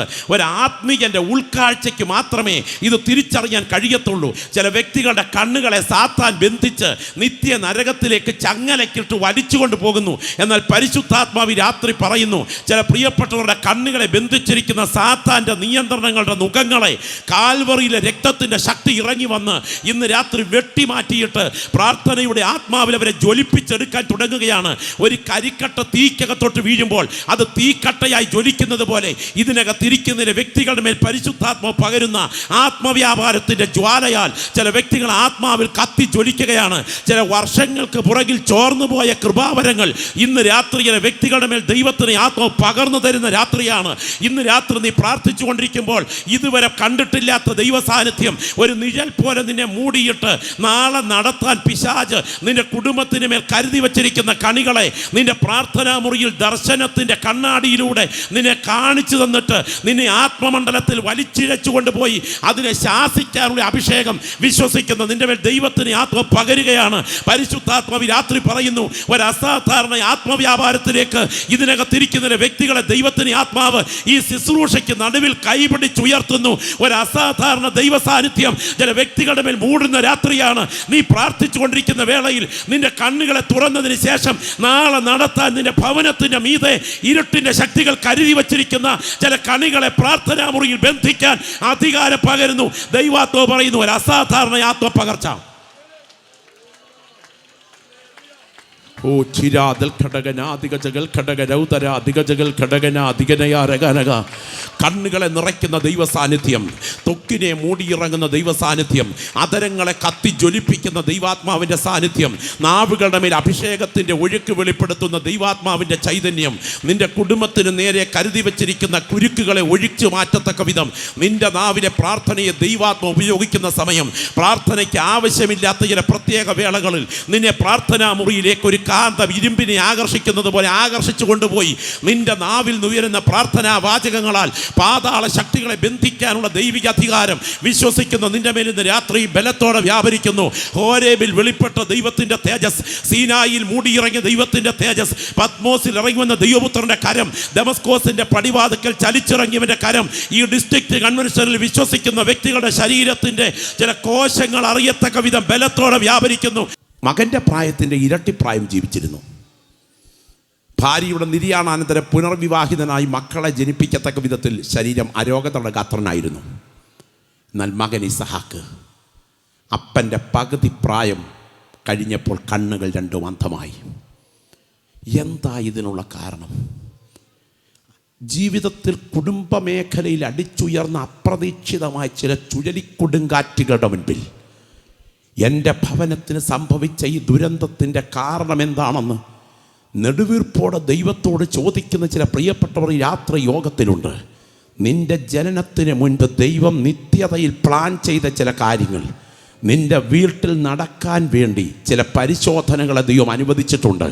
അതിൻ്റെ കാരണം ഇന്ന് നിനക്ക് മനസ്സിലാകില്ലെങ്കിലും ഒരു ദിവസം പ്രതിഫലത്തിനായി പേർ വിളിക്കുന്ന നേരം നിനക്ക് മനസ്സിലാകും. ഇതിൻ്റെ പുറകിൽ ഒരു കരം ചലിച്ചിരുന്നു. അത് തിന്മയുടെ കരമല്ല, നന്മയുടെ കരമാണ്. ഈ രാത്രി ദൈവത്തിന് ആത്മാവ് വിളിച്ചു പറയുന്നു, നിനക്ക് സഹിക്കാൻ കഴിയാത്ത നിന്റെ തോളിൽ തരാതിരിക്കത്തക്ക വിധം ആ കരം ഇന്ന് രാത്രിയും നിനക്ക് അനുകൂലമാണ്. ഒരു വാഴക്കൊല കച്ചവടക്കാരൻ്റെ മകൻ പറഞ്ഞ വാക്കുകൾ ഇപ്പോഴും ഓർക്കുന്നു. എൻ്റെ അപ്പൻ വാഴക്കൊല കൃഷി ചെയ്ത എന്നെ വളർത്തിയത്. ഞാനും എൻ്റെ അപ്പനും കൂടെ ഒരുമിച്ച് വാഴക്കൊല വെട്ടി ചന്തയിൽ കൊണ്ട് കൊടുക്കാൻ പോകുന്ന സമയം വല്ലംകൊട്ട നിരത്തി വെച്ചിട്ട് അതിനകത്തേക്ക് വാഴക്കൊല വെട്ടിവെച്ചതിന് ശേഷം എൻ്റെ അപ്പൻ കയ്യാലയുടെ സൈഡിൽ കയറി നിന്ന് വലിച്ച് അത് തലയിലോട്ട് കയറ്റി വെച്ച് ചന്തയിലേക്ക് കൊണ്ടുപോകുന്ന സമയം എടുക്കാൻ വയ്യാത്ത നിലയെത്തിയാൽ അതിലൊരു കൊല എൻ്റെ കയ്യിൽ തരാൻ ശ്രമിക്കും. എന്നാൽ എൻ്റെ കയ്യിലോട്ട് തരുന്നതിന് മുൻപ് കൊട്ടയ്ക്കകത്ത് നിന്ന് ഓരോന്നും എടുത്ത് കയ്യിൽ ഭാരം തൂക്കും. അപ്പോൾ എൻ്റെ അപ്പൻ്റെ കൈക്കറിയാം എൻ്റെ തലയ്ക്ക് എത്രയും വഹിക്കാൻ കഴിയുമെന്ന്. കഴിവിൻ്റെ പരമാവധി ചെറുതേ എൻ്റെ അപ്പൻ എൻ്റെ തലയിൽ തരൂ. ഈ ഭൂമിയിലെ ഒരപ്പന് സഹിക്കാൻ കഴിയാത്തത് ഒരു മകൻ്റെ തോളിൽ കൊടുക്കാൻ കഴിയത്തില്ലെങ്കിൽ ഇന്ന് രാത്രി ഈ ദൂത് കേട്ടുകൊണ്ടിരിക്കുന്ന അഭിഷിക്ത പരിശുദ്ധാത്മാവ് നിന്നോട് പറയുന്നു, കൃപ പ്രാപിച്ച ദൈവപൈതലേ, നിന്റെ തലയ്ക്ക് സഹിക്കാൻ കഴിയാത്തതിനെ നിന്റെ തലയിൽ അനുവദിക്കാത്ത ഒരു കരമാ നിനക്ക് വേണ്ടി ചലിക്കുന്നതെന്ന് അകത്ത് ബോധ്യം ഇന്ന് രാത്രി ഭരിക്കുന്നെങ്കിൽ വാ തുറന്ന് വിളിച്ചു പറയണം, അതേ ദൈവത്തെ സ്നേഹിക്കുന്നവർക്ക്, നിർണയപ്രകാരം വിളിക്കപ്പെട്ടവർക്ക് സകലതും നന്മയ്ക്കായി. എന്തുകൊണ്ടാണ് അപ്പൻ ദീർഘനാളുകൾ ജീവിച്ചിരിക്കുമ്പോൾ കണ്ണുകൾ അന്ധമാകാതിരിക്കെ മകൻ്റെ കണ്ണുകൾ അന്ധമായത്? 2 കുഞ്ഞുങ്ങളുണ്ട് വീട്ടിൽ. ആ കുഞ്ഞുങ്ങളെ തപ്പി മാത്രമേ ഈ അപ്പൻ അറിഞ്ഞിട്ടുള്ളൂ. ഇസഹാക്കേ, നിന്റെ ഭാര്യയുടെ ഉദരത്തിൽ 2 മക്കളാണെന്നും അതിൽ മൂത്തവൻ ഇളയവനെ സേവിക്കുമെന്നുമാണ് ദൈവത്തിൻ്റെ പദ്ധതി. നിന്റെ കണ്ണ് കാണുമെങ്കിൽ നിന്റെ അനുഗ്രഹം മൂത്തവനിലെത്തും. എന്നാൽ കണ്ണ് കാണത്തില്ലെങ്കിൽ അനുഗ്രഹം വഴിമാറി യാക്കോബിലെത്തും. നിനക്ക് മനസ്സിലാക്കാൻ കഴിയാത്ത ചില പദ്ധതികൾ നിൻ്റെ വീട്ടിനകത്ത് നടപ്പിൽ വരുത്താൻ നിനക്ക് കുഞ്ഞുങ്ങളെ തരുന്നതിന് മുൻപ് ദൈവം നിത്യതയിൽ പ്ലാൻ ചെയ്ത് വെച്ചിട്ടുണ്ട്. അത് നടപ്പിൽ വരുത്തണമെങ്കിൽ നിൻ്റെ കണ്ണുകളെ അന്ധമാക്കുക അവിടുത്തെ നിത്യതയുടെ പദ്ധതിയാ. ഈ രാത്രി ദൂത് ഇവിടെ മുഴങ്ങിക്കൊണ്ടിരിക്കുമ്പോൾ ചില പ്രിയപ്പെട്ടവരോട് ദൈവാത്മാവ് പറയുന്നു, നിനക്ക് മനസ്സിലാക്കാൻ കഴിയാത്ത ചില പദ്ധതികൾ നിൻ്റെ വീടിൻ്റെ തലമുറകളുടെ പുറകിൽ ദൈവം കരുതി വെച്ചിട്ടുണ്ട്. അത് നടപ്പിൽ വരുത്തണമെങ്കിൽ ചില വിദ്യാഭ്യാസങ്ങൾക്കും ചില ഭാവി വഴികൾക്കും ദൈവം കടിഞ്ഞാണുകൾ ഒരുക്കിയേ പറ്റൂ. എന്നാൽ ഇന്ന് നിനക്ക് ഇതിൻ്റെ അർത്ഥം അറിയത്തില്ലെങ്കിലും നിത്യതയിലെത്തുമ്പോൾ നിനക്ക് മനസ്സിലാകും നിന്റെ ജീവന്റെ പുറകിൽ ഒരു പദ്ധതിയുടെ കരം ചലിച്ചിരുന്നെന്ന്. ഞാൻ ചോദിക്കട്ടെ, എല്ലാ മക്കളും മാതാപിതാക്കളോടൊപ്പം തുള്ളിച്ചാടുമ്പോൾ എസ്തേർ മാത്രം ബാല്യത്തിൽ അനാഥയായില്ലേ? എന്തുകൊണ്ട് എനിക്ക് മാത്രം ഇങ്ങനെ?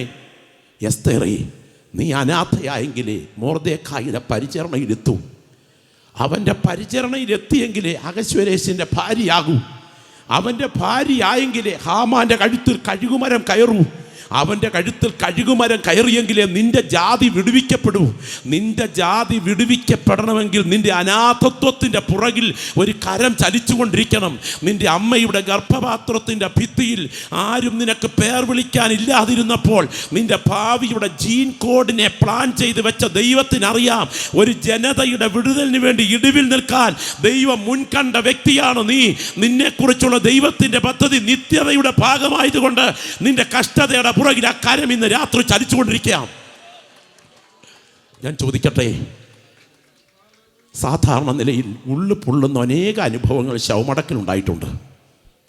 ഒരമ്മയെ സംബന്ധിച്ചിടത്തോളം ആ അമ്മയ്ക്ക് ഒട്ടും സഹിക്കാൻ കഴിയാത്തതാണ് അനാഥത്വം.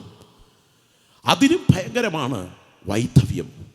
ശവമടക്ക് നടത്തുന്ന സമയം യൗവനക്കാരായിരിക്കുന്ന സഹോദരന്മാരുടെ ഭാര്യമാരാണ് അതിന് മുൻപിൽ നിൽക്കുന്നതെങ്കിൽ, യൗവനക്കാരാണ് മരിച്ചു കിടക്കുന്നതെങ്കിൽ, ആ പിഞ്ച് കുഞ്ഞിനെ ഒക്കത്തും തോളിലുമൊക്കെ എടുത്തുകൊണ്ട് കല്ലറയുടെ മുൻപിൽ വന്ന് നിൽക്കുമ്പോൾ ഒടുവിലായി മുഖം മൂടുന്ന സമയം ആ അമ്മമാർ അലറിക്കരയുന്ന രംഗം കാണുമ്പോൾ പിഞ്ച് കുഞ്ഞ് ഒക്കത്തിരിക്കുന്നതാണെങ്കിലും അത് സ്തോത്രം ഒരു ആൺതരിയാണെങ്കിൽ കെട്ടിപ്പിടിച്ചലറുന്ന സമനില വിട്ട നില കാണുമ്പോൾ ശുശ്രൂഷ നടത്താൻ നിൽക്കുന്ന ഞങ്ങൾ പോലും ഉള്ളുകൊണ്ട് തേങ്ങാറുണ്ട്. ഞാൻ പലപ്പോഴും ഓർക്കുന്നൊരു കാര്യം, എന്തുകൊണ്ടാണ് ഈ അമ്മ ആൺകുഞ്ഞുങ്ങളെ കെട്ടിപ്പിടിച്ച് അലറുന്നത്? അതിനകത്തൊരു മനഃശാസ്ത്രമുണ്ട്. മോനെ, ഞാൻ വിധവയാ, എൻ്റെ ഭർത്താവ് പോയി, എന്നാൽ ഞാൻ അനാഥയല്ലടാ, എന്നെ നോക്കാൻ കരുതാൻ നീ എനിക്കുണ്ട്. എന്നാൽ ഇന്ന് രാത്രി ഒരു വീട്ടിലേക്ക് ഞാൻ നിങ്ങളെ ക്ഷണിക്കാം. അപ്പൻ്റെ ഭർത്താവിൻ്റെ ഡെഡ് ബോഡി ആദ്യം വീട്ടിൽ നിന്ന് പുറത്തു പോയി. അധികം താമസിക്കാതെ 2 ആൺകുഞ്ഞുങ്ങളുടെ ഡെഡ് ബോഡി കൂടെ പുറത്തു പോയി. 3 ശവങ്ങൾ ഒരു വീട്ടിൽ നിന്ന് പുറത്തു പോയാൽ നാട്ടുകാർ ആ വീടിനെ കുറിച്ച് എന്ത് പറയും? മുടിഞ്ഞു, ഇനിയും ഈ കുടുംബം തലപൊക്കുകയില്ല. ഇന്ന് രാത്രി പറയട്ടെ, നിങ്ങൾ എന്നെ മാറാ എന്ന് വിളിപ്പീൻ. അത്യുന്നതരെങ്കൽ അത്യന്തം കയ്പായത് ചെയ്തിരിക്കുന്നു എന്ന് വിളിച്ചു പറഞ്ഞ ആ അനുഭവങ്ങൾക്ക് നടുവിൽ നിന്ന് തകർന്നു പോയി എന്ന് നാട്ടുകാർ വിധി എഴുതിയ രൂത്തിൻ്റെ നവോമിയുടെ കുടുംബത്തിനകത്ത് നിന്ന് ഒരു നവോമിയുടെ കുടുംബത്തിലെ രൂത്തിനെ രംഗത്ത് കൊണ്ടുവന്ന് അവളെ ബോവസിൻ്റെ ഭാര്യയാക്കി, അവളെ ദാവീദിൻ്റെ വല്യമ്മച്ചിയാക്കി, അവളെ യേശുവിൻ്റെ ജീനിയോളജിയിൽ എത്തിച്ച ദൈവമാണ് ഇന്ന് രാത്രി ഞാൻ സേവിക്കുന്ന ദൈവത്തിൻ്റെ കരമെങ്കിൽ ഏൽപ്പിച്ചു കൊടുക്കാൻ കഴിയുമെങ്കിൽ പൊട്ടിത്തകർന്ന നിൻ്റെ കുടുംബത്തെ 24 മണിക്കൂർ കൊണ്ട് ഭാവി പണതെടുക്കാൻ ആ കരം ഇന്ന് രാത്രി നിന്റെ ജീവന്റെ പുറകിൽ ഉയർന്നു നിൽക്കുന്നത് തിരിച്ചറിയുന്ന ദൈവമക്കൾ വിളിച്ചു പറയണം, അതാ ആ അസാധാരണ കരം, ആ ദിവ്യമായ കരം, ആ അഭിഷേകത്തിൻ്റെ കരം, ആ പണതെടുക്കുന്ന കരം, ആ കുശവന്റെ കരം, ആ പ്രപഞ്ച കുശവന്റെ കരം, കളിമണ്ണിൽ കൈക്രിയ നടത്തുന്ന ആ കരം ഇന്ന് രാത്രി ഈ കോമ്പൗണ്ടിൽ വിശ്വസിക്കുന്ന വ്യക്തികൾക്ക് വേണ്ടി ബലത്തോടെ വ്യാപരിച്ചു കൊണ്ടിരിക്കുമ്പോൾ പരിശുദ്ധാത്മാവ് പറയുന്നത് ഒരു അസാധാരണ രാത്രിയാണ്, അസാധാരണ രാത്രിയാണ്. ചില വ്യക്തികളുടെ മേൽ ഒഴുകിയിറങ്ങുന്ന ദൈവ സാന്നിധ്യം ചില പ്രിയപ്പെട്ടവരെ ആത്മാവിൽ രാത്രി കത്തി ജ്വലിപ്പിക്കുകയാണ്. നിന്റെ കുടുംബത്തെ നോക്കി, നിന്റെ തലമുറയെ നോക്കി, നിന്റെ ശുശ്രൂഷയെ നോക്കി, നിന്റെ ഭാവിയെ നോക്കി വിധി എഴുതുന്ന വിധിയെഴുത്തുകളെ ഇന്ന് രാത്രി 9 മണിക്ക് മുൻപ് പൊളിച്ചെഴുതിക്കൊണ്ട് ഇന്ന് വരെ കാണാത്തൊരു പുതിയ കരുപിടിപ്പിക്കൽ നിന്നിൽ ആരംഭിക്കേണ്ടതിന് ദൈവശക്തി വ്യാപരിച്ചു കൊണ്ടിരിക്കുന്നു. ഈ കോമ്പൗണ്ടിൻ്റെ ഏറ്റവും പുറകിലത്തെ നിര മുതൽ ഈ കോമ്പൗണ്ടിൻ്റെ ഏറ്റവും മുൻപിലത്തെ നിര വരെ ദൈവത്തിൻ്റെ ദൂതന്മാരുടെ കരങ്ങൾ ചലിക്കുന്നു. ചില വ്യക്തികളുടെ മേൽ ആധിപത്യം പുലർത്തുന്ന കെട്ടുകളെ കർത്താവ് ഇന്ന് രാത്രി അഴിച്ചു മാറ്റുന്നു. ഞാൻ ഇന്ന് രാത്രി ആത്മമണ്ഡലത്തിൽ വിളിച്ചു പറയുന്നു, നിരാശകളിലേക്ക് ജീവിതത്തെ തളച്ചുകൊണ്ടുപോയിട്ട് ആത്മഹത്യ വരെ എത്തിക്കത്തക്ക വിധം മനസ്സിനെ ബന്ധിച്ചിരിക്കുന്ന ചില അവകാശവാദങ്ങളെ ഈ രാത്രിയിൽ ക്രൂശിലെ രക്തത്തിന്റെ ശക്തിയാൽ അഴിച്ചു മാറ്റുന്ന രാത്രി, ദൈവപ്രവൃത്തി വെളിപ്പെടുന്ന രാത്രി, അത് തിരിച്ചറിയുന്ന ദൈവമക്കൾ പ്രാർത്ഥിച്ചു തുടങ്ങട്ടെ. എൻ്റെ നാഥന്റെ കരം ചില വ്യക്തികളെ തൊടാൻ തുടങ്ങുകയാണ്. O glory glory glory glory glory glory. ശബ്ദമുയർത്തി വായി തുറന്ന് പ്രാർത്ഥിച്ചു തുടങ്ങിക്കട്ടെ. വായി തുറന്ന് പ്രാർത്ഥിച്ചു തുടങ്ങിക്കട്ടെ. യേശുവിൻ്റെ നാമത്തിൽ ജയം, യേശുവിൻ്റെ നാമത്തിൽ ജയം, യേശുവിൻ്റെ നാമത്തിൽ ജയം. ഞാൻ ഇന്ന് രാത്രിയിൽ വിശ്വസിക്കുന്നു, ഇതിനകത്തൊരു ദൈവിക അധികാരം വ്യാപരിച്ചു കൊണ്ടിരിക്കുന്നു. ദൈവാത്മാവിൻ്റെ അധികാരം ഇന്ന് രാത്രി വ്യാപരിച്ചു കൊണ്ടിരിക്കുന്നു. പാതാള ശക്തികൾ നിന്റെ മനസ്സിനെ നിരാശപ്പെടുത്തുകയാണ്. ഏദൻ പൂങ്കാവനത്തിൽ നുഴഞ്ഞു കയറി ആദി മാതാപിതാക്കളെ ബന്ധിച്ച ഇരുളിൻ്റെ അധികാരം, ദൈവത്തിന് സ്തോത്രം, ദൈവത്തിന് സ്തോത്രം. ദാവീദിന്റെ മനോമണ്ഡലത്തിൽ ജനത്തെ എണ്ണിപ്പിക്കുവാനുള്ള തോന്നലയച്ച ആ ദുരാത്മ വ്യാപാരം, സ്തോത്രം. പരിശുദ്ധാത്മാവിനോട് വ്യാജം കാണിപ്പാൻ അനന്യ സഫീറമാരുടെ ചിന്താമണ്ഡലത്തെ ബന്ധിച്ച ദുഷ്ടവ്യാപാര ശക്തി ഇന്ന് രാത്രിയിൽ ചില വ്യക്തികളുടെ മനസ്സിനകത്ത് വല്ലാത്ത ബന്ധനങ്ങൾ ഇടുകയാണ്. ഇങ്ങനെ ജീവിക്കുന്നതിനേക്കാൾ നല്ലത് മരിക്കുന്നതെന്ന ചിന്ത പോലും ഉയരത്തക്ക വിധം ഒരു സ്പിരിച്വലായി ഡിപ്രഷൻ്റെ ആത്മാവിനെ വ്യാപരിപ്പിച്ചിട്ട് ഒരു നിരാശയുടെ ബന്ധനത്തിലേക്ക് ചില കുടുംബങ്ങളെ വലിച്ചിഴച്ച് ചില കുടുംബ ബന്ധങ്ങളെ താറുമാറാക്കാൻ വാദിച്ചു നിൽക്കുന്നു. എന്നാൽ ഇന്ന് രാത്രി ഈ ശുശ്രൂഷ വ്യാപരിച്ചു കൊണ്ടിരിക്കുമ്പോൾ സ്വർഗം ഭൂമിയെ തൊട്ടിറങ്ങുന്ന ഇന്ന് രാത്രി ഈ സ്റ്റേജിൽ വെളിപ്പെടുന്ന ദൈവ സാന്നിധ്യത്തിന് മുൻപിൽ ചില വ്യക്തികളുടെ കുടുംബത്തിനകത്തേക്കുള്ള ഓപ്പറേഷൻ നടത്താൻ നാഥന്റെ കരം ഇറങ്ങിച്ചെല്ലുന്ന രാത്രി, ഇവിടെ ഈ ശുശ്രൂഷ നടന്നുകൊണ്ടിരിക്കുമ്പോൾ ചില വീടുകൾക്കകത്തേക്ക് ദൈവത്തിന്റെ കരം ഇറങ്ങിച്ചെല്ലുകയാ. യേശുവിന്റെ നാമത്തിൽ സംഭവിക്കുന്നു. നാഥന്റെ കരം ചില വ്യക്തികളെ പണിതെടുക്കുന്നു.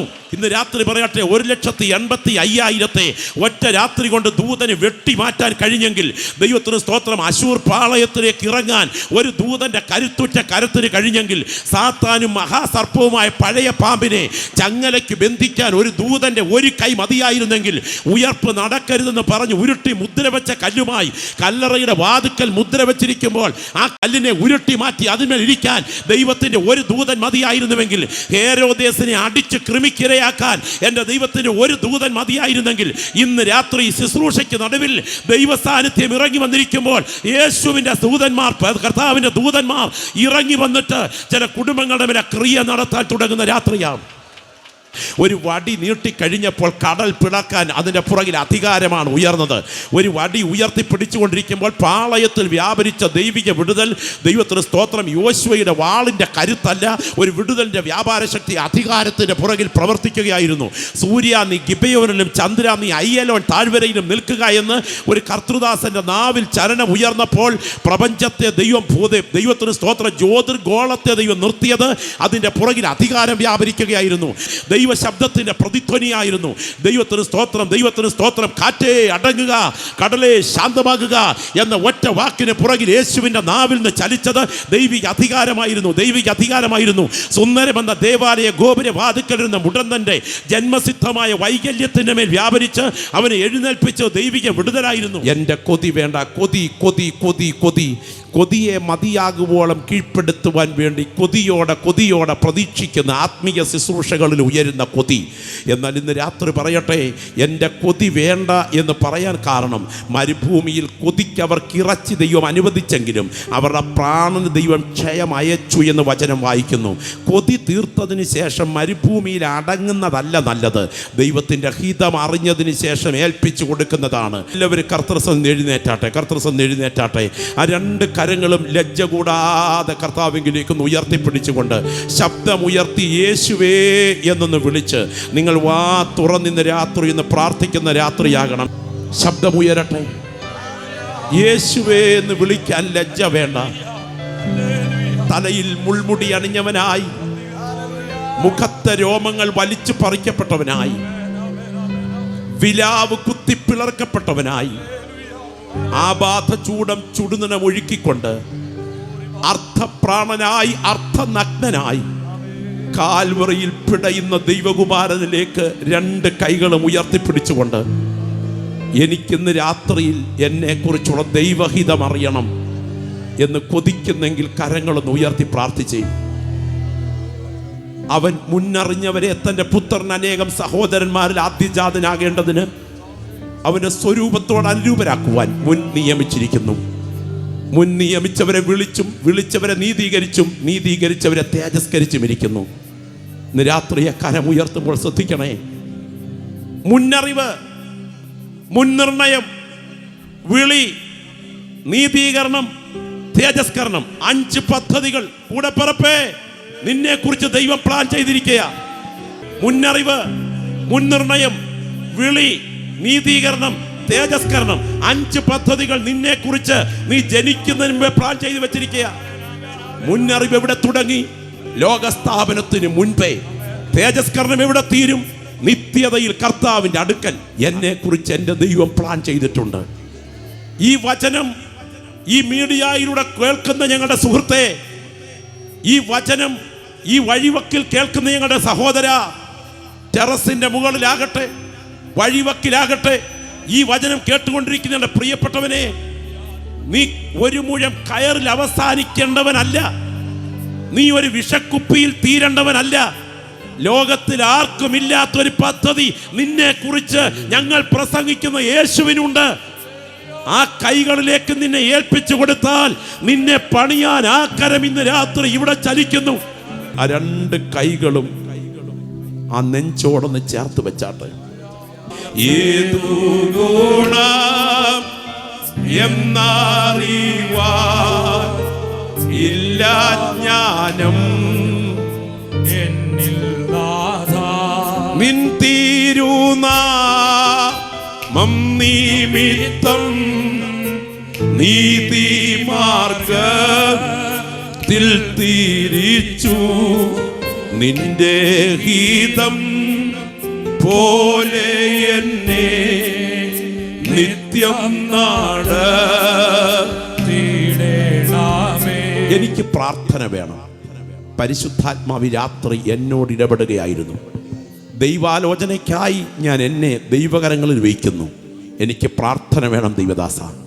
ശിഷ്ടമുള്ള ആയുസിൻ്റെ ദിനങ്ങളിൽ യേശുവിൻ്റെ കരങ്ങൾ കൊണ്ട് രൂപപ്പെടുത്തുവാൻ ഞാൻ എന്നെ അവിടുത്തെ കരങ്ങളിലേക്ക് എറിഞ്ഞേൽപ്പിക്കുന്നു.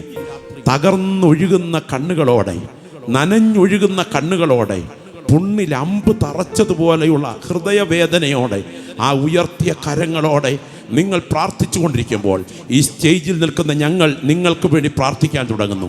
സ്വർഗത്തിനും ഭൂമിക്കും നാഥനായ നസ്രയനായ യേശുവിൻ്റെ അധികാരമുള്ള നാമത്തിൽ പാമ്പുകളെയും തേളുകളെയും ശത്രുവിൻ്റെ സകല ബലത്തെയും ചവിട്ടുവാൻ ഞാൻ നിങ്ങൾക്ക് അധികാരം തരുന്നു എന്ന് അരുളി ചെയ്തവൻ്റെ നാമത്തിൽ വാഴ്ചകളെയും അധികാരങ്ങളെയും ആയുധവർഗം വയ്പ്പിച്ച് അവയെ കാൽവറിയിൽ പരാജയപ്പെടുത്തിയവൻ്റെ നാമത്തിൽ ഈ ഉയർന്നു നിൽക്കുന്ന കരങ്ങളുടെ മേൽ തേജസ്സിൻ്റെ ദ്രവത്വമില്ലാത്ത മുറിവേറ്റ തങ്കക്കരം ഇറങ്ങി വന്നിന്ന് രാത്രിയിൽ പിടിക്കട്ടെ. യേശുവിൻ്റെ രക്തത്താൽ ഈ വ്യക്തികൾ സ്വതന്ത്രരാകട്ടെ. അവർക്കെതിരെ ഉയരുന്ന ഇരുളിൻ്റെ അധികാരങ്ങൾ ഇന്ന് രാത്രി ബന്ധിക്കപ്പെടട്ടെ. പ്രാർത്ഥിച്ച് ഈ കരങ്ങളെ നിങ്ങൾ കൈമാറുന്നു.